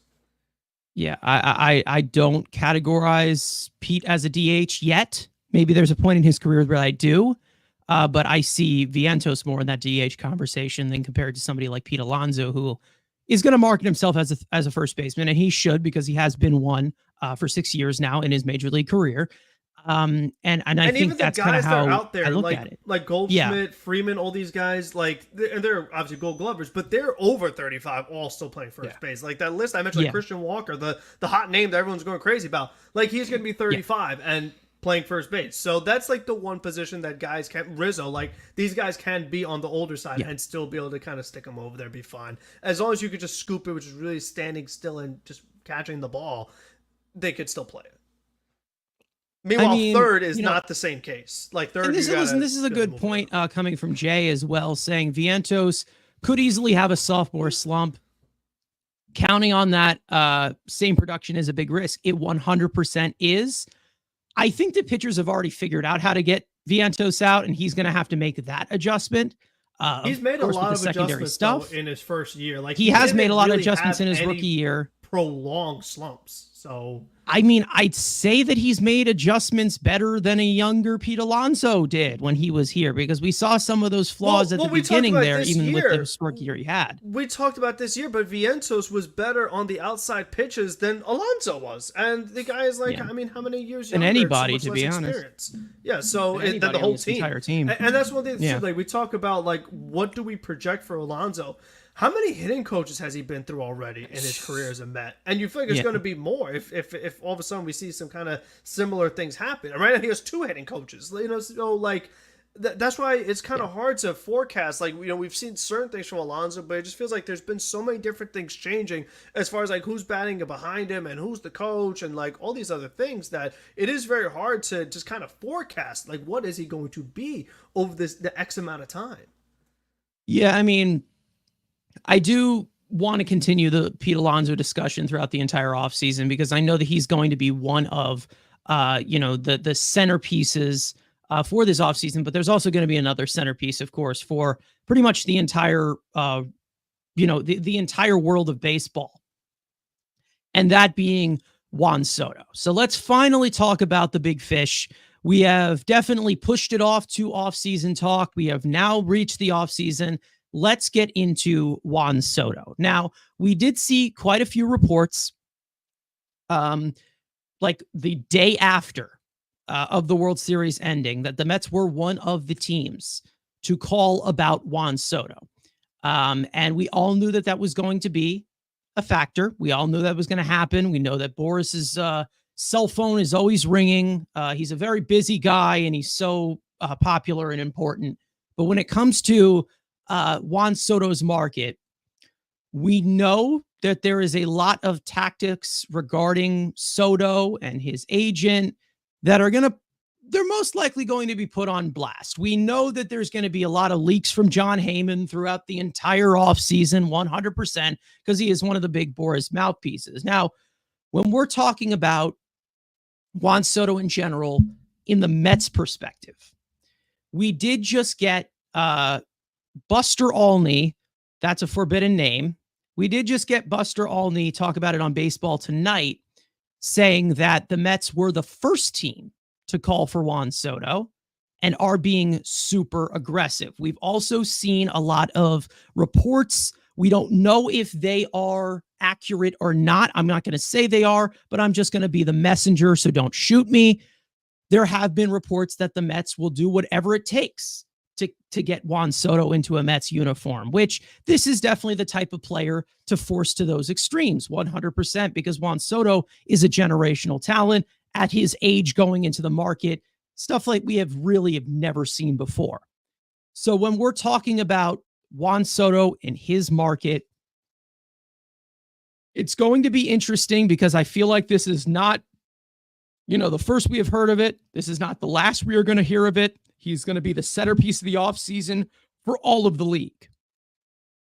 But when it comes to the Mets investing into a bat such as Juan Soto, a transcended talent such as him, who was traded to the Yankees for 1 year, they went to the World Series, they lost to the Dodgers, and now he goes to the free agent market. There's so many different angles that you can look at it. I don't know really how to grasp it in one situation.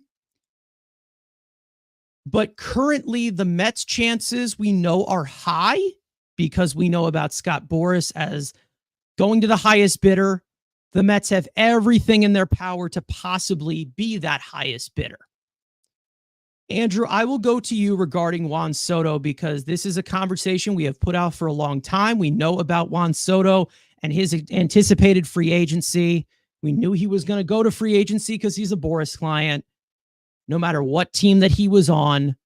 So what is the current look that you're seeing this for Juan Soto in the Mets perspective right now?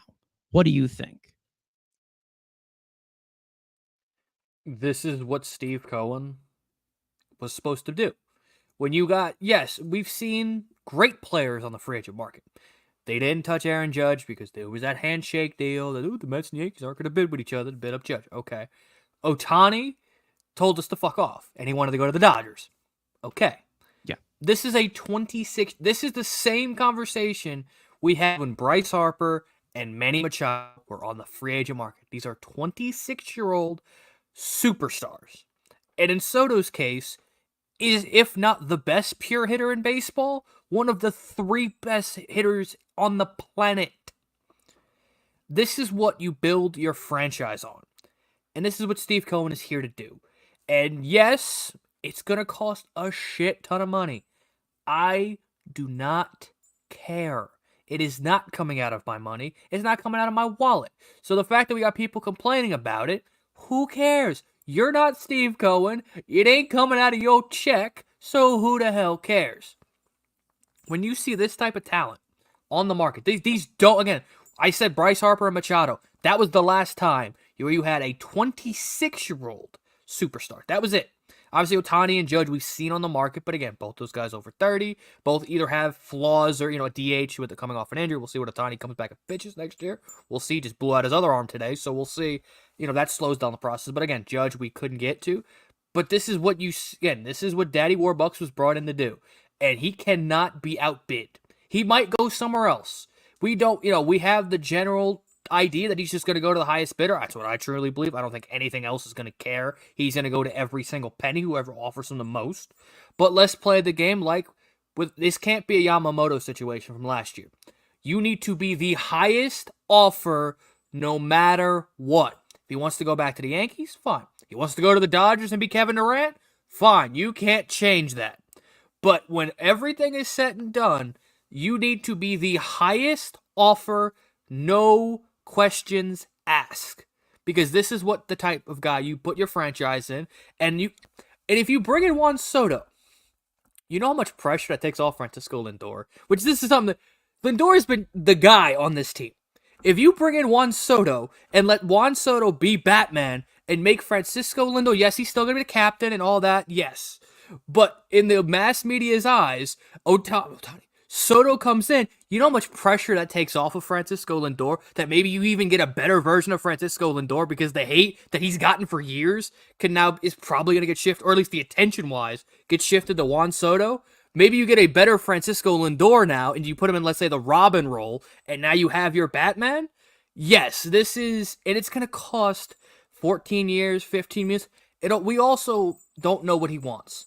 Is it going to be I think he easily breaks the AAV because Ohtani's AAV doesn't exist because he's going to be the highest AAV player yearly, bar none. Again, excluding Ohtani because that's just a fake contract. That's like the most NFL type contract I've ever seen. That's not real. So I think he easily tops what I think Verlander and Scherzer have 44 million AAV. He's easily topping that. It's going to be 14 years, 15 at most. Like, you're paying this guy till he's 40. And I think if you have that bat, again, we've seen every clue in the books. He's posted that Instagram post. He loves hitting at Citi Field. He loved torturing us with the Washington Nationals. It doesn't matter what uniform it is. He loved torturing us in that ballpark. He said he loves hitting at Citi Field. You know, being like, the team I don't play for. He's always said that Citi Field is his favorite place to hit. There is no excuses here. Yes, it's going to be an obnoxious... Heyman's going to tweet shit. Rosenthal, Buster Oley, Bob is going to tweet out some dumb shit that we're going to be like, what the hell? It's going to be worse than what Blue Jays fans went for during Ohtani sweepstakes. But again, when you have a 26-year-old outfielder, and you're going to have, and we've already started to see it, let's say he tops the $700 million. People have already said he's not worth that. Because again, he's not a pitcher. He doesn't provide you a great glove. He's an average base runner, but he's one of the best pure hitters in baseball. So I don't really care if you overpay. That's what free agent market is. You're going to overpay elite, godly, good, elite, average, good. That's how the market goes. And especially, which I don't think the Dodgers are real. I think the Dodgers are just here to bring the price up because that's what I firmly believe. But if they are real, we're fucked. But you have the Yankees, you have the Mets, and you have the Dodgers. You have the three biggest rich money bags in the sport bidding on him. So this is going to take an over. Hell, it might go north of 715. I don't expect that. I don't expect he comes to Ohtani number. I think he falls just short. I think he easily breaks the AAV record. But again, this is going to be first of probably we're going to have probably 11 episodes before he signs. We're probably going to talk about every single one. So I'm not going to go insanely deep because we're talking about it till he signs. But he is everything that you want in a face of the franchise, and I don't care what it costs. If it's 14 years, $686 million, makes him $49 million. If it's 50 AAV, I don't care. This is what Steve Cohen, and this has been the guy Cohen's wanted. Like we heard reports when Rizzo had him on the trade block. Cohen wanted Epler to trade him Vientos, Alvarez, and Rizzo. This is the guy he's wanted since he's taken over. So he is going to be the highest bidder, and if money's all that matters, we have the advantage. If he wants to win, he's going to LA. If he wants to be stupid, he can go back and play with Aaron Judge and bobble some balls in the outfield. All right. Well, before I get to Frank here, because I'm sure he has plenty to say on this, I did go to the poll, of course, for those of you who have not voted yet, of asking you guys how far you would go for Juan Soto. 23% of you are saying less than 500 million, that he's worth less than 500 million. 12% of you are going 550. That's the highest you're going. 34% of you are saying 600 million. That's the highest I am ever going. And then 31% of you are saying blank check. Give him whatever he wants. So we definitely have a split here. That is definitely the only poll that we are looking at today. I mean, for anything in the world. But when it comes, Frank, I'll go to you regarding Juan Soto. I think this is something we've talked about forever. We know that he's been on the radar, of course. Mets fans are already making their jersey swaps, getting his jersey already. This is it. I mean, this is the big free agency where we're looking for. It's one none like 26-year-old free agent. I mean, are you in the same boat with Andrew? You have to be the highest bidder no matter what? Yeah, I mean, like we said, especially the biggest thing with me is the age. I mean, a guy does not become available at 26. It has to do with like Juan Soto, like we've talked about, was so insanely good that he just blew right through the minor league system and got called up so early that he was able to enter free agency so early. So, I mean, that's something that definitely has to be considered. Is that like this guy is just that. Like he is just so much better than most players in the whole sport that he does things that most people don't do, so like this doesn't normally become available to you. And like I said, this is kind of what you got Steve Cohen for. And I feel like in the offseason, so far every offseason that Steve Cohen has had, it seems like the Mets circle a player that they really like and offer the most money. Have they gone there every time? No. Like first go around, it was Lindor, got him, gave him a big contract, okay. Or you want to look at Verlander or Scherzer, like they got the most money, secured them. They offered Correa a huge contract, then medicals got involved, so they didn't pull it off. Yamamoto, they offered him a huge contract, ended up going to the Dodgers. So the Mets are going to be probably the top offer. I mean, whatever it all comes down to when all the bids are in, the Mets are going to probably be the top, if not the top, right there with whoever the top offer is. And I think just this is now like more personal opinion. I don't have any facts on this. I'm just going based on what I see. I think if, let's say the money is equal, I could see Juan Soto choosing the Mets over the Yankees. And I have a couple of reasons. Now, number one, I feel like with the way this World Series went, the way it was broadcast, the way it was advertised, it was Judge versus Ohtani. Judge versus Ohtani. That was everybody was talking about, was Judge versus Ohtani. Aaron Judge was horrible in this postseason. I mean, no other way around it. He was terrible. He had like his one home run, but other than that, this guy was striking out constantly. Teams were intentionally walking Soto. They were pitching around Soto to face Aaron Judge. And obviously he had the big mishap in center field I was going to talk about, but overall he just wasn't very good. Yet still, all the attention is Aaron Judge this, Aaron Judge that. And Juan Soto gets no credit, even though, in my opinion, he's better than Aaron Judge all around as far as hitting. I would rather have Juan Soto. So I feel like Andrew was saying, like, if he comes to the Mets, he's the top guy. Like, as much as we love Lindor, people love offense. I mean, how many times have we talked about it? But Lindor, he misses the All-Star, he misses the MVP, he misses all these other awards because his offensive numbers aren't cute enough. He doesn't have the batting average or the OPS or this number or that number. Boy, isn't that frustrating?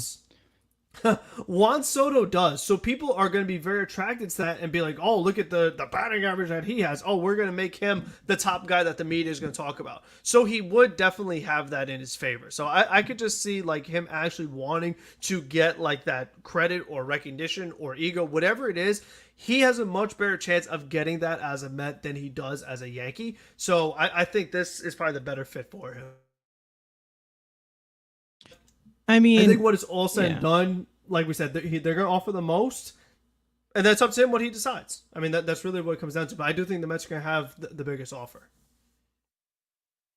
Okay, well, I think opening this up completely, it's no secret that 100% of fans or 100% of Mets fans would like to have Juan Soto as a Met.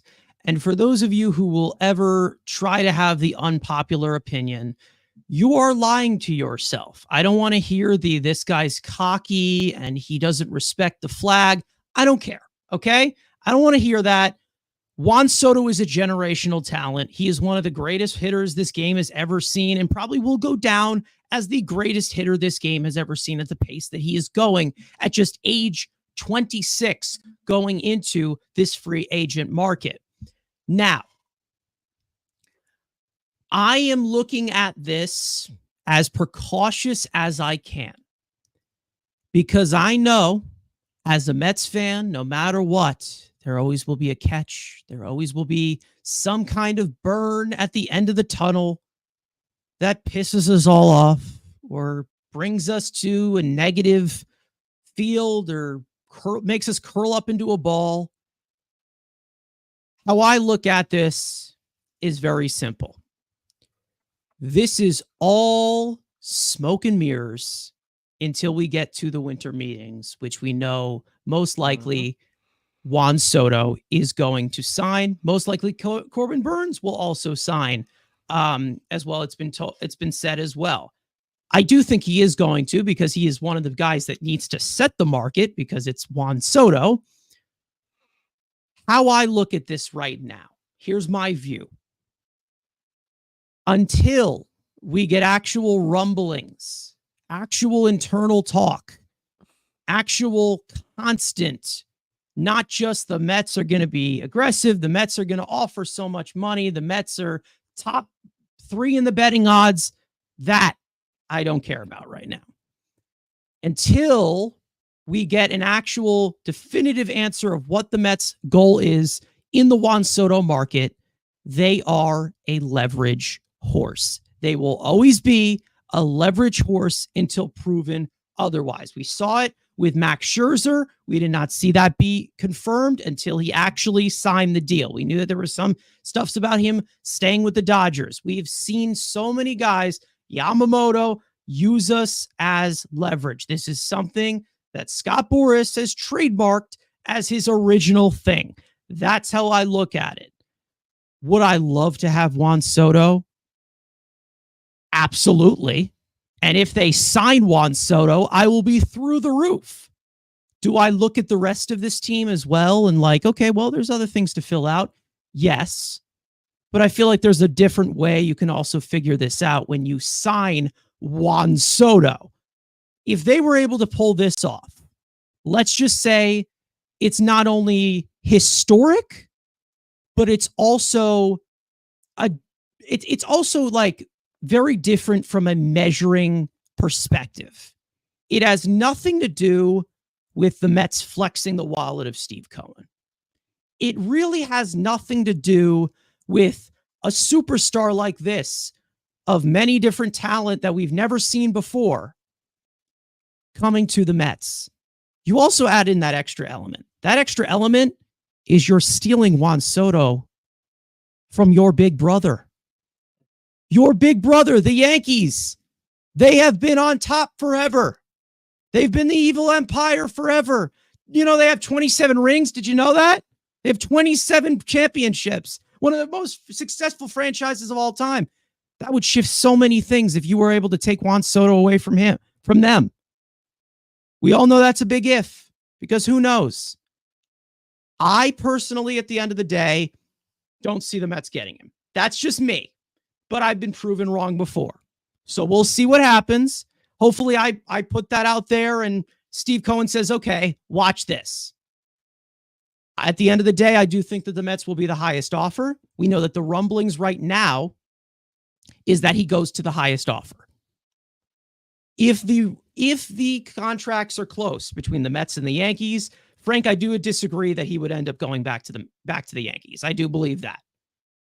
Why? But They suck. Jesus.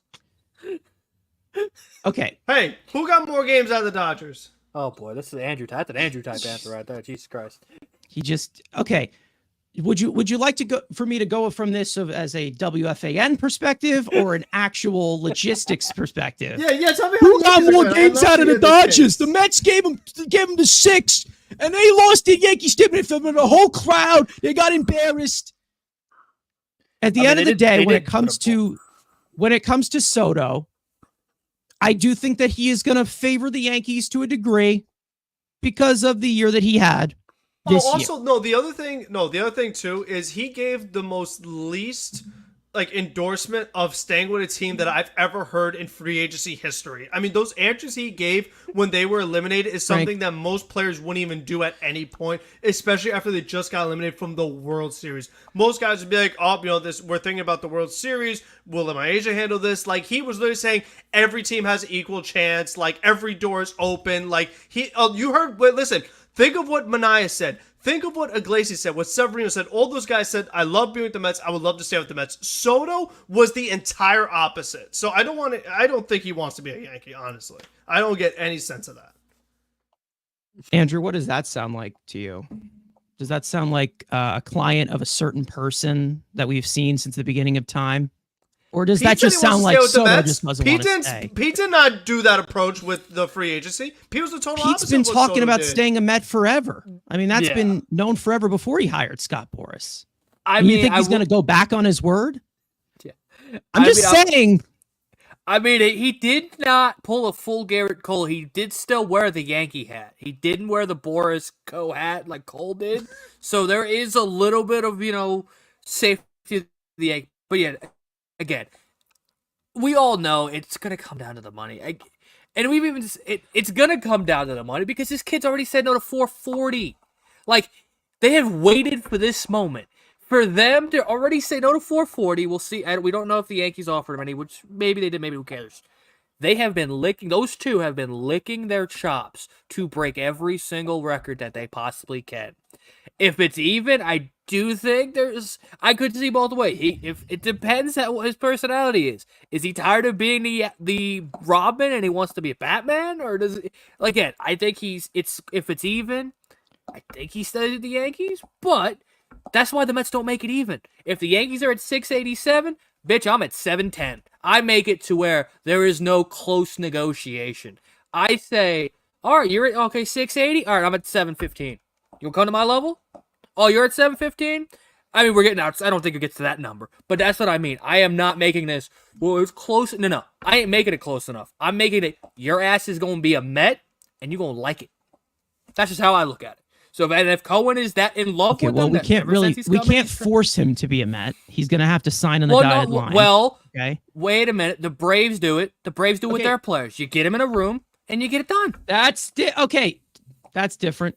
Okay, that's just a hostage situation. The different things that I'm not going to say what I was about to say. I'm not saying it. I'm having with this is I don't think that the Mets are going to have enough time to build up that offer that is the richest going into the winter meetings. I don't think that I feel like they're going to try to drag this out a little bit longer, and the Mets have a lot of different things to address. I'm just saying, don't get your hopes up that Juan Soto's a Met because they have the richest owner in baseball. And I think we've said this for every single free agent. Well, also it's the cap situation that they're in. I mean, the fact that they, at this current moment, like we're talking about the year of 2024, the amount of money that they have available to them, it makes it a lot more likely that they can just be like, okay, Soto, here's a ton of money, let's do it. Whereas there are previous years where it would not have been as easy. Just give him but I'm saying that I've seen it go south before, no matter what the money is. Or they could go the crazy defer route that the Dodgers did with Ohtani. Like, I feel like that should be on the table as well. He ain't doing that. He's not doing that. He's taking hard money. Yeah. He wants it all now. That ain't happening. Right. Soto was a once. That has never been Soto. Ohtani's not. That's never going to happen again. I think there'll be some deferred money. You ain't getting $2 million a year. That is never happening again. That was I am bullshit. just saying from the Mets' perspective, it's definitely going to be more difficult than just here's your money. It's going to be a lot more difficult than that, because what I looked from Soto's press conference at the end there that you pointed out, I saw 30 teams out there. Who goes in every direction? We know that everybody is in a different market. We get that. There's teams that are more wealthy than others. We know that the Mets might go to more extremes on this player as compared to what they went with Yamamoto. Or maybe they're talking about even with Ohtani, which I think that they just didn't really even go in all in for anyway, because we all knew he was going to go to the Dodgers. But I just personally believe that it's going to take a little bit more, just a little bit more. I don't know if the Mets are going to be able to do it. A little bit more than just, here's all the money in the world. That's how I kind of look at it regarding somebody like Juan Soto. I know it's been proven he's all business. He wants this, he wants that. When it comes to the Mets, there's always a catch regarding just, here's your money. There's always a catch. What? Tell me. We again prove for Scott Boras clients that it's all about the money. Chris Bryant signed with the Colorado Rockies because they offered him the most money. It's Scott Boras. The money's all that matters. Okay, if you'd like to remove your mic away from No, I want it right here. A little too loud. Thank you. Exactly. You need to hear it. Sorry, audio listeners, for that. What I'm saying is, I would not be surprised if there's an extra plus to here's your money in regarding somebody like the Mets. I do believe they'll go to the highest bidders. I do believe so. And do I think that the Mets can be that guy? And do I believe that this is the guy that they wanted forever? They've had this guy circled since Cohen's purchased the team. Do I do believe that? But I do think that there's going to be a little bit of extra that they're going to need that they could fall short of. Could there be a possibility? Because we've seen them fall short before.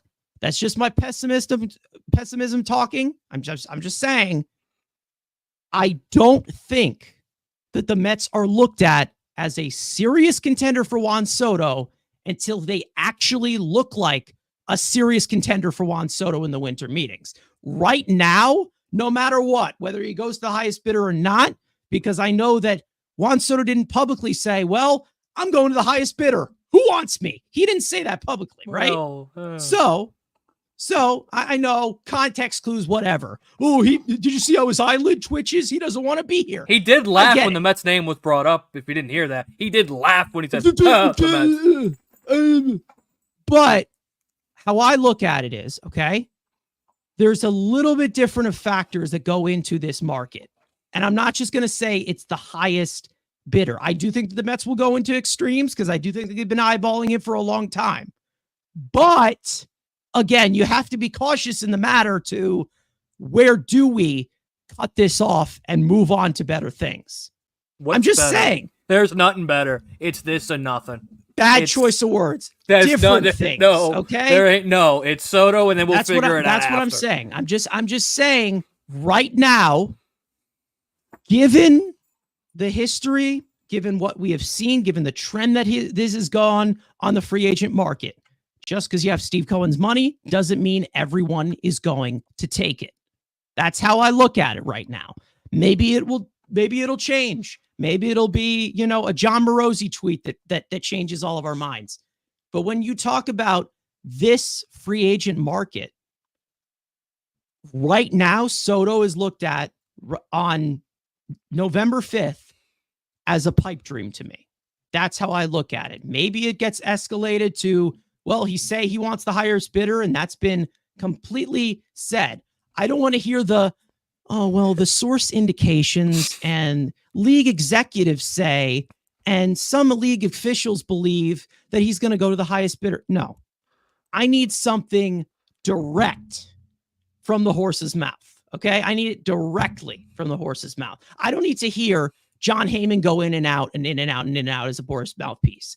I need to hear something solidified before I say that we're not just a leverage horse and we actually have a chance. I don't want to hear, there's 30 teams out here. I know how this thing is gonna possibly turn out when we know that there's always a catch. I need there to be a solidified look of the Mets in Juan Soto's market before I say, well, we're getting Soto, get the jersey swap started. It's just too early to tell for me to feel like I'm in a safe position where I'm not like, okay, maybe there's a possibility he goes back to the Yankees. Maybe there is a possibility he goes to the Dodgers. Maybe the Padres just swoop in like a bunch of nut jobs and bring him back. Like there's a lot of possibilities in the matter. And the Mets just being the highest bidder because they have Steve Cohen's money at this current moment is not going to do it for me right now. That's not going to solidify anything to me saying, well, we're going to get Juan Soto and we're going to keep him. That we're going to have him here long-term for 15 years. Because at the end of the day, you bring in Soto, your franchise is set in a cornerstone for the next 10 years, obviously. But we need to get to that stage as to where I feel comfortable saying that Juan Soto could be a Met. Right now, to me, with Juan Soto and the market open for him, it's just a pipe dream.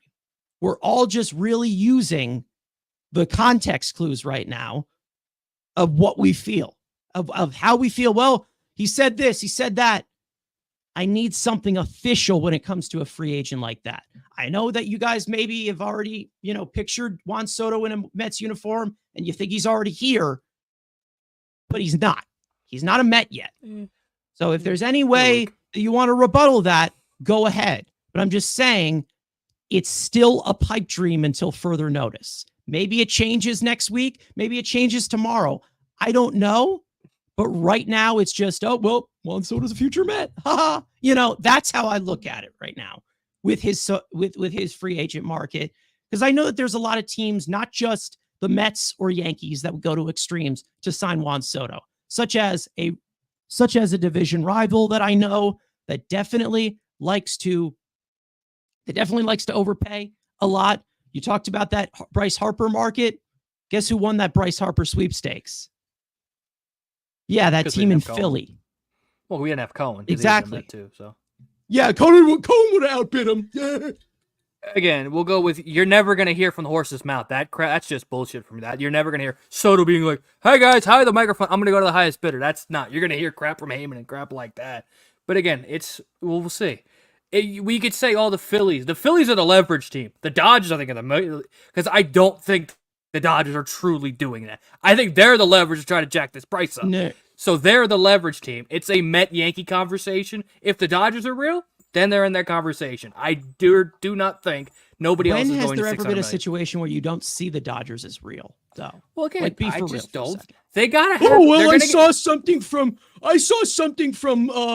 no. Eric from Buttfuck, Texas, that the Dodgers are in a considerable suitor for Soto. Anything can change at any moment. That's what I'm saying. They're going to sign Snow. They're signing Snow. They're going to get Sasaki for $2. So they're focusing on other things. So they're not going to be... Maybe they re-signed... Don't forget they're also getting Adamas. So they're focusing on other things. Yes, they're going to be in the conversation. I'm not. You wouldn't like to focus on other things as well? No, because there's nothing else I want. It's just Soto or bust. Nothing else matters. Santander doesn't even get me horny. That's just mid.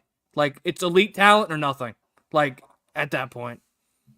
This is what I mean. He said there's 30 teams out here. He didn't just say, well, there's the Dodgers and the Yankees. No, but did the Mets not? But that's the thing, is that if the Mets are probably one of the highest offers and a team that got really far, that kind of checks both boxes. It checks the winning box, it checks the money box, and New York. So I feel like, I'm not saying it's going to happen, but I think the Mets have a good shot here. I'm not saying they don't have a good shot. I think they're going to be in the market, but I'm just saying there's always another shoe that can drop when you're talking about these. We saw it already. It's no different. I don't think it's any different until proven otherwise, unless the Mets are at the top of the list and are considered, oh, the Mets are closing in on Juan Soto. They are going aggressively on Juan Soto. They are going after. Unless I see that consistency from those reports, they are still a leverage team no matter what because of Steve Cohen's money. That's literally how I look at it until proven otherwise. Am I saying that they're not going to get Soto? No.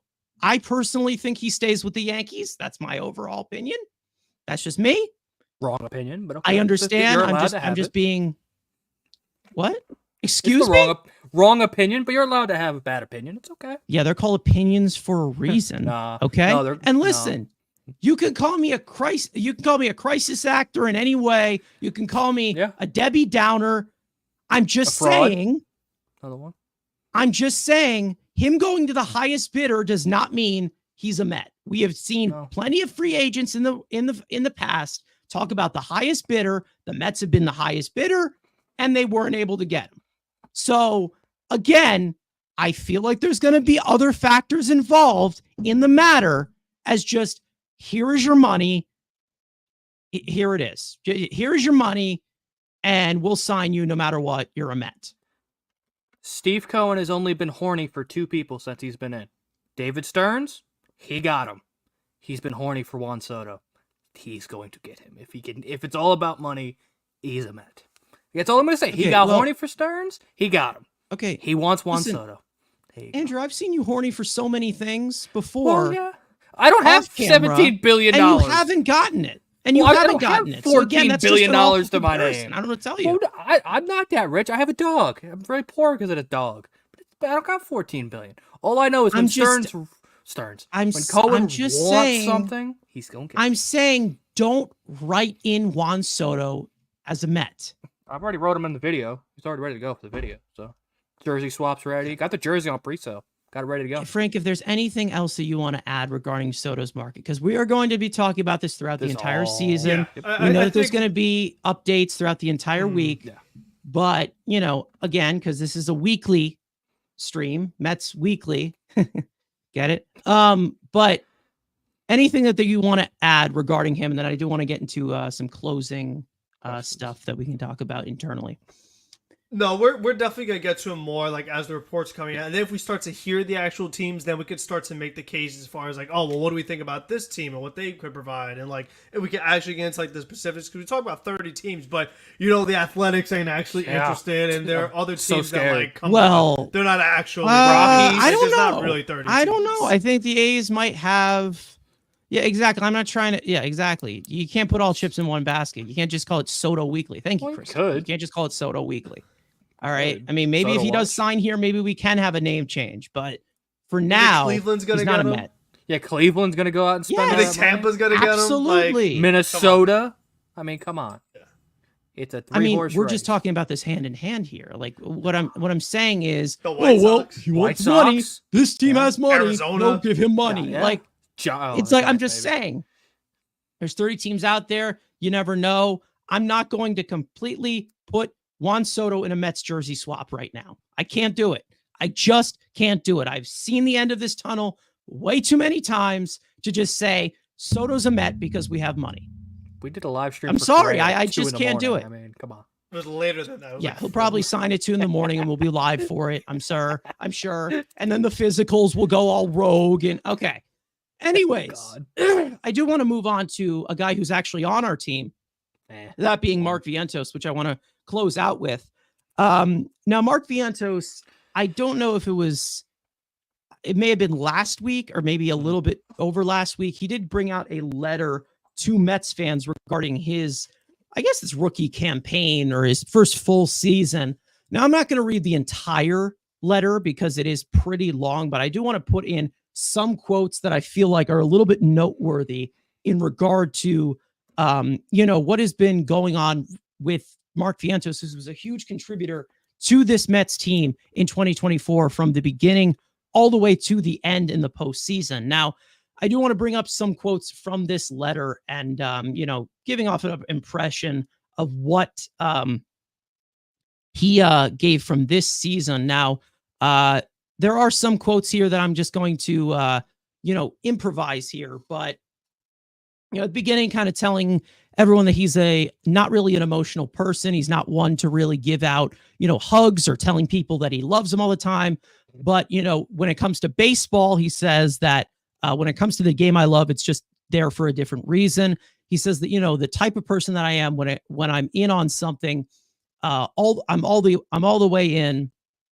I don't think about what's next or if we lose or anything like that. I'm zoned in. So when we made the last out, it kind of hit me all at once, like, whoa, we lost. It's over. And seeing them watching the Dodgers celebrate on the field, it sucked. Now, he also talks about kind of it being weird not waking up, having a game the next day. And definitely it's weird not more than a week later. He's talked about a lot of this year kind of going by the way that it has and saying he's still trying to get used to stuff like that being over and how it's been, an incredible season. It's something he'll never forget as he's had such an incredible year.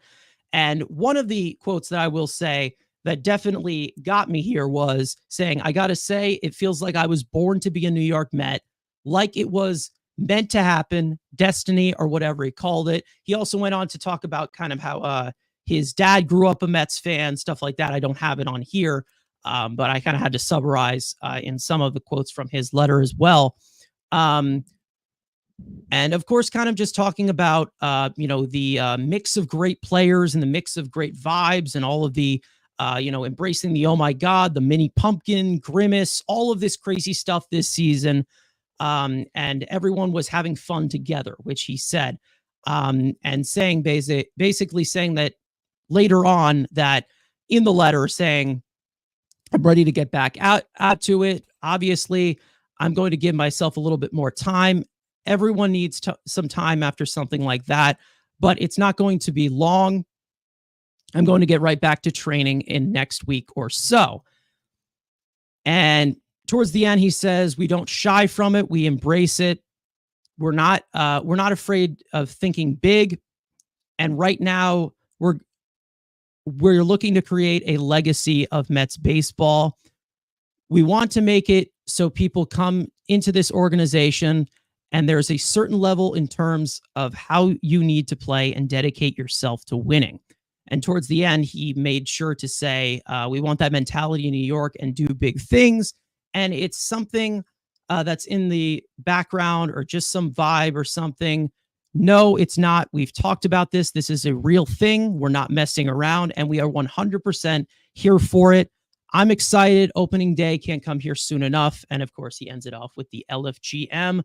So when you're talking about this, strong words, let's just say, from a young player who just came into the league and just got his feet wet, plenty of years to come, of course. The future is bright for Mark Vientos, as he has shown throughout a big season that he had in his 24-year-old season. Frank, I will go to you in regards to this letter. Of course, I don't want to spend forever on it, of course, but let's just say he had some words to say going forward of similar to kind of how vocal Pete Alonso was in his rookie year in 2019. So I am curious to see what your takeaways are on that, because we've talked about the young players before, but Frank, what do you make from this letter from Mark Vientos to Mets fans? Do you think that this is quite an impression of what he is? I mean, I feel like these are words from a guy who's really confident of what's going forward.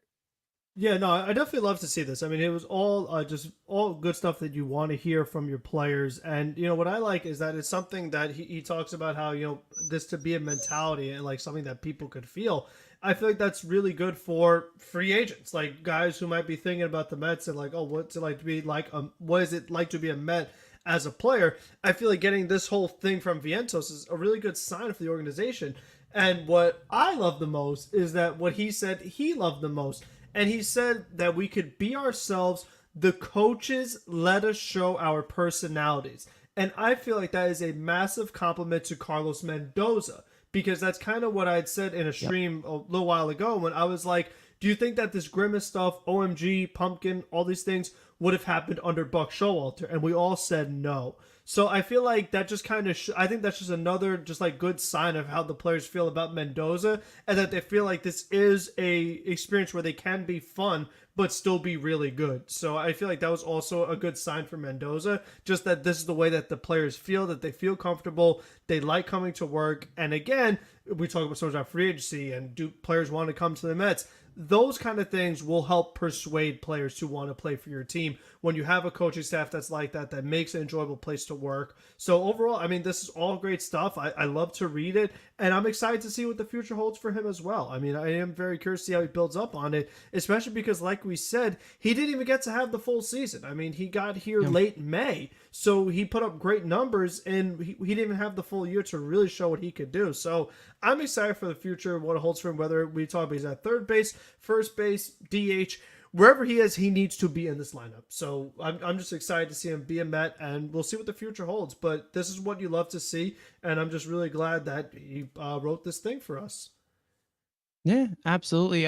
Andrew, I'll go to you on some of your takeaways regarding what went on with Mark Vientos, because let's not forget, at the beginning of the year, he kind of got the short end of the stick. The Mets signed JD Martinez, and he was brought down to AAA. He talked about that a little bit in his letter, of course. I can't put the full letter on here because, I would make the letters like it at like a 0.1 point set, because it's a pretty long letter. But for those of you who want to check it out, maybe I will add a link to it in the description if you would like to check it out. But Andrew, I will go to you regarding what did you think of this? I don't know if you read it or anything. I know you're not that big of a reader. I don't think you know how to read whatsoever. But what do you think in regards from Mark Vientos? Some pretty strong words from somebody who seemed like an afterthought. Let's just say that going into 2024. Yeah, these players, it's 2024, guys. Get on a podcast and talk this out. Nobody got time to read. Harrison Bader, same thing. These like 90,000 7-word essays. Bro, just go turn your phone around and talk into the phone. We ain't got time to read all this damn thing. But again, it's good to see. I mean, we also have a quote that could potentially, in 6 years, when he walks and becomes an Atlanta Brave, I love being a Met. Yeah, let's see how that again. Obviously, we hope to get an extension done. But again, it's definitely from a guy who was expected to be, well, we got JD Martinez. Well, we have, youth, we have other guys at third base. The other guys here. Is he really going to get a point? And he takes the job, runs with it. And to see his confidence not shaken at all, and just say, all right, come back, and start whooping ass. It's great to see. I mean, again, just to show, again, that he's not an emotional guy. Also, it does, again, he says it's not emotional. I guess the importance for him to put this out to Mets fans. Again, could he have just been silent like every other Met player besides the free agents that have put out these, memoirs? Yeah, but again, it's just to that, say, hey, thanks, guys, I appreciate it. But the fact that, you haven't heard anything from Nemo or Lindor, like the fact that he said, you know what? I know I'm young. I know, the fans have connected. I've cut the connection. The fact that he put this out shows maybe there's some leadership there. And like we said, with if Buck was here, would all that pumpkin shit happen? And also, again, like Frank said, it's good for Mendoza. Pumpkin shit. The pumpkin shit, the grimace, all this dumb shit. Buck would have been like, would have shot Grimace and you never would have saw him again. But it also, again, like Frank said, it does put a good light on Mendoza, like in the clubhouse and in the locker room, that let's have a little fun. Let's be stupid. It's okay to be stupid. We don't have to have a stick up our ass all the time, and to have that fun and go up and down, keeping it loose, like Darren says. It's great to see. But again, please guys, stop with these articles. I got to put it in Google Translate and, have it read to me. Like, I ain't got time to, a 9-paragraph. Appreciate, love you, Harrison. You're a good defensive center fielder. I don't need that. Like, Mark, this was great. I hope people enjoyed and rated it. I just had Google Translate read it to me. But I think, again, it's 2024, guys. Hop on a podcast. Hop on this show. You can come on this show and say it all you want. Come on. Especially Harrison Bader. I mean, you have a lot of great fans here. I mean, come on. Especially on the panel. So yeah. Enough with these I've had enough with these memoirs. Like, we like to see the inside, stuff in the clubhouse, stuff like that in words. But again, podcast guys, come on, hop on. Yeah, in regards to some other people in the chat saying Christopher Vientos is a real one. Hope a star is born. Saying that's a player that you need on your team, ride or die. Absolutely. And then Darren Rivera saying having fun keeps you loose. Absolutely. I mean, that's really what this team was about this year as the, dust kind of settled down that the stretch of the season. They definitely they embraced the pressure, let's just say, as compared to other Mets fans that they did. And to embrace the pressure the way that Vientos did in his first full year, it was very impressive, and I hope it's more to come. We've talked about, young players and extensions for them or whatever. It's possible that he could establish himself as a cornerstone to this franchise, if he keeps going at the rate that he is in the pre-arb years, shall we say, and maybe they don't make that same mistake that Frank said earlier with Pete Alonso and maybe lock him down. It sounds like a guy that wants to be here, especially after how the tides have kind of turned from the beginning of the year. We know that Mark Vientos was, given the short end of the stick at the beginning. They brought in JD Martinez. He was obviously frustrated, but it only had him work even harder. And he turned out to be probably the best hitter on this team down the stretch of the season, being one of the high contributors and being our best postseason hitter, I believe, overall, with overall production. I think that it was very promising year from Mark Vientos. It was great to hear those kind words, of course, and to have him be as vocal as he has been in that letter. It was definitely a breath of fresh air, let's just say that, to see a young power hitter like this make an impact like he did as compared to somebody like when Pete Alonso did it. Obviously, Pete Alonso went to a bigger extreme in his rookie year, a historic rookie year. But when Vientos got here, he was an instant impact to this Mets lineup. And hopefully that comes for years and years to come. Anything else you guys want to add on that? Obviously, I don't want to spend too much time on that. I do want to get into some viewer questions, and then we'll head out of here. So We asked you guys in the chat, of course, in our pinned comment saying, we'll probably save a few of your questions towards the end if they don't really have much to do with any of today's topics. Darren Rivera earlier asked about Jock Peterson as the first base outfielder DH. I do think that Jock Peterson is considered just a DH at this point. It seems like he's been established in that role. When it comes to Jock Peterson, I have been begging, I have been on my knees for Jock Peterson for the last 4 years. Don't look at me like that. You know I have been, physically and literally. I 100% have been on my knees, pounded the table for them to pick up Jock Peterson, and they 100% have ignored me and said, fuck you, Carson. I don't care about you. I hope that they try to consider somebody like Jock Peterson. That'd be awesome. But it seems like he likes it out west. That seems to be the thing, but we already know what Jock Peterson can bring to the table. 30 to possibly 35-year home run bat against right-handed pitching. Massive game changer in the postseason. He's done it with multiple teams before. Andrew, I'll go to you regarding Peterson. We've talked about him many, many times. You can probably go back. We have fawned over Jock Peterson as a possible piece. Get your questions in if you have not already, but regarding Jock Peterson, what are your thoughts on him, Andrew? I mean, of course, we've said we've been on the top of the, we'd love to have Jock as a DH. When we went and got, name who shall not be named, we thought that would have been our version of Jock Peterson. That doesn't turn out well. And this is just with me, and yes, Brent Rooker now, they said is an option, no longer an option on the market. I'm tired of the platoon DHs. Like, for me, get a guy, one guy, because I'm tired of having 2 spots on my bench, one on the bench, one on the lineup. For me, I'm tired of the platoon. I'm just, get me a bat. And the fact that Jock is so bad against left-handed pitching, yes, he murders right-handed pitch, absolutely destroys right-handed pitching. I've always loved that. For me, I'm just tired of this platoon crap with the DH. I just want one bat for the DH so I can get a little more athletic and more versatile on my bench. But again, you're telling me it's Jock with the lefty killer. Fine. I mean, again, we've loved Jock for a long time. Again, postseason experience. Again, this is a team that wants to show up in the to be in a consistent playoff team, to have those type of guys. Again, Enrique Hernandez, guy's absolute dog crap in the regular season, but when the lights are the brightest, that dude shows up. I'd rather have guys like that I'm paying, or I guess that'd be more of like a trade deadline acquisition to try for that. But again, if Jock wants to come here, also I do think he's probably getting a multi-year deal because he had a great year, and it's probably the last big deal opportunity. He's probably going to get a couple of years.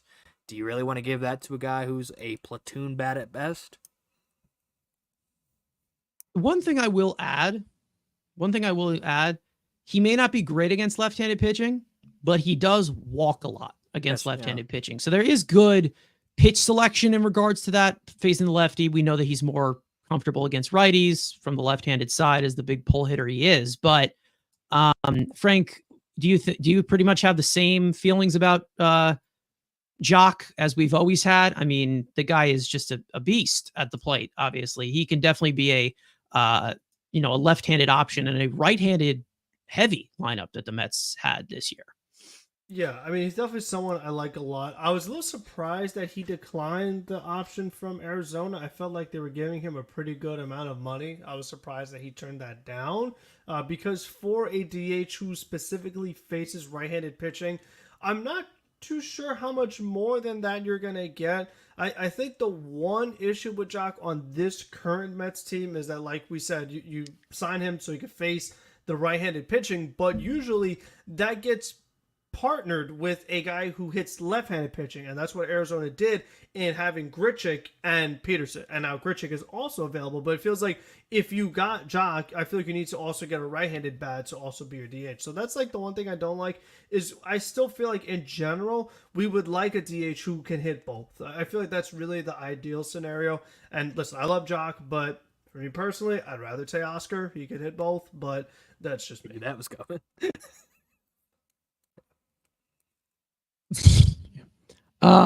I mean, again, like I've said, I wanted Jock for so many, and listen, I'm not saying that I would limit him from the left-handed side, because I do think that there's a way he could hit left-handed pitching, just not as good as he hits righties.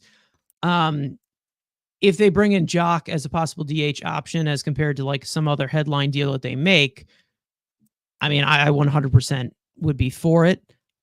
I think that it doesn't really come down to regarding Jock Peterson of if it's a good fit, because I do think it is a good fit, especially with, a right-handed hefty Mets lineup right now. But I think that more it comes. But the problem is the Mets don't have the lefty pitching DH on the roster, right? So you need to sign two guys if you bring in Jock. I get it. I get it. But I feel like the biggest factor here. I feel like the biggest factor right now with Jock is that I don't think there's really that much money that you would go for Jock Peterson, because there is a limit, obviously, when it comes to Jock Peterson. I don't think there's an amount of money that you can put out there, given his value, that'll make him want to leave the West Coast. Because I think that right now, when it comes to Jock Peterson, he just seems to be out there in West Coast. It seems to be the trend with him. Seems like a last resort for him to be on the East Coast or in the Central. We know that he was with the Cubs. He was with the Braves. He wasn't there for that long. So we've seen him with the Giants, Arizona. Maybe there's a possibility he goes to, San Diego. Maybe like that's the next team that he goes to. That's a possibility.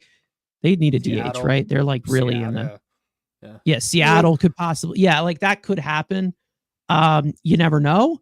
I feel like that's kind of the disadvantage that you have regarding Jock Peterson in that matter. We'll go to one more question. Christopher coming in here saying, what are the Mets doing with Acuna? Is he a second base starter? Iglesias the backup? We're not really sure what's going to happen regarding second base, because we saw David Stearns talk about McNeil today. We saw him talk about Acuna yesterday. We saw him. I don't think we've seen anything about Iglesias, which I think that he'll most likely hit the open market. But when it comes to Acuna, it was kind of leveled out the way that they said it. They talked about, where Stearns said he prefers McNeil to play second base, which he should, because again, that versatility that everybody likes to shove in my face regarding McNeil doesn't exist anymore. When you're talking about Acuna, he also said that, he was great for us, but we also know that it was only a little sample from what he did for us. So they're not taking it into big account. It seems like he's being optimistic in both ends, but we'll see what happens. Frank, I'll go to you regarding the second base position. What do you think is going on? It's a little too early to tell, but again. Yeah, the sense I get is that, like you said, right now Iglesias is not going to be on the roster. I feel like even if he was, the Mets are bringing him in to be a versatility guy off the bench, second, short, third, speed, things like that, defensive replacement. If the Mets are bringing back Iglesias, that's going to be his role. They're not going to have him be the starter. What I think is going to happen is I think Jeff McNeil is going to get the first crack at second base as the starter if the Mets decide to hang on to him. Now, listen, we've heard about Seattle getting rid of a ton of second basemen off their roster, and we've talked about for years potential trade destination. Now is the time. I mean, they have the opening, so if you were ever going to do it, now is the time to do it. But if that doesn't happen, if McNeil is on the roster come opening day, I do see him getting the first crack at being the second baseman. If he starts to struggle again, have a bad first half, and Acuna's doing well, and what I would guess would be AAA to start out, I feel like it's kind of like we've talked about where Acuna needs to play consistently wherever it is. So if it's not in the big leagues, he should be in AAA. So he is playing every single day. And if he's doing well, and he wasn't even doing that well in AAA when he got called up, but I feel like if I see McNeil struggling, knowing his age, his contract, I would be willing to have a pretty quick trigger to look at Acuna and see what you actually have, because then you can't give the excuse of, it's only a small sample size. Well, you could change that by giving it a big sample size and seeing what happens, and then you might have your second baseman of the future. And we still didn't get to see what Acuna and Lindor look like up the middle as a double play combination. I feel like they would be phenomenal and something I really want to see. So when that happens, that remains to be seen, but I feel like that's how they're going to start it out. Andrew, remember, if Jeff McNeil starts to struggle, like Frank said, for the third year in a row, Andrew, What do you think about the second base position? It is a little early, let's just say that, but you do have some young guys knocking on the door right now. Whether you're talking about Acuna, could it be Jet Williams? We know that Mauricio played a little bit of second base. We don't know about his health status, but second base is definitely going to be a pivotal position around quite a few players. Let's just say that. But what do you think regarding Christopher's point here? Yeah, I mean, if the gerbil's still here, you got to run him out because of financial number next to him. And then once you realize that he's hitting 215 and not providing any value, you shoot him. And then you got, again, like I've said, you've got multiple kids here. Like, one of them can take the job. If it's Acuna, if it's Jet, if it's Ronnie, if it's find your next version of Iglesias. Like, it's second base. Like, I'm okay going for full youth movement. Just have all three of them bring to spring training. Whoever plays the best, that's my second baseman. And again, we saw it with Iglesias. You could find the value with this position, like you've said. No. No, $15 million to every second baseman that's ever lived. And not like, Jorge Polanco's $12 million. And hey, even though you hit for somewhat power, you can go away too. Again, Seattle makes sense. I think they're looking at better. Obviously, you'd like to get a better player and not start with dog shit and then work your way down. I do think they're trying, most likely, Brandon Lau. If he goes somewhere else, I think we have the conversation then. But I think they're targeting Lau or maybe Jonathan India. But if those two don't work out, maybe that is, the term. I also see the KBO is hiring. Maybe you sell them off to, the KBO. That's, All right, hey, you trade the Jeff McNeil show. We're already over 2 hours. Exactly. Forget it. It's second base. You got so much youth internally. Give me a leagueman player who, and with tools and speed, I could hit ninth or eighth in the lineup. That's all I really care about. With McNeil, he can get the first shot, and then once he sucks, you have options. This isn't like you don't have anything, and you're not like Seattle where Ryan Bliss is your only option, and you got to go spend assets at this position. You have enough internal top prospects that can play the position. One of these guys can stick, and then there's your solution. Well, if there's one thing I do agree with, it's that, Jeff McNeil has not gotten enough chances. Darren Rivera saying, and McNeil's defensive metrics have declined at second, besides his consistency at the plate suffering. Don't say that. That people are high strung. The McNeil fans are very high strung. We don't want to spook them. Okay, let's just say that. That's a conversation for another day. Now, speaking of another day, we're going to end off this show right here. I want to thank everybody for watching, listening, for those of you who tuned in live, for those of you watching on playback. You want to join the conversation in the future, make sure to subscribe to the Mets Weekly YouTube channel. Turn on post notifications to know when we go live. We also will be doing content throughout the week as well. We had 2 videos, which you guys seem to really enjoy. One of 4 Mets that cannot return in 2025. And then 3 potential trade partners for Starling Marte, which Andrew did by himself. So you guys seem to like those. We will have plenty of them coming up in the future. We have 3 videos at this current moment in the works. You guys will probably see 1 of them this week and then 2 of them the next week. But other than that, we have plenty of content in the works. Like I said, all off season long. Stay tuned. And make sure to follow Mets Weekly on X and on TikTok. Follow all of us individually. The links are in the description. And of course, let's go Mets. And we will see you guys next time.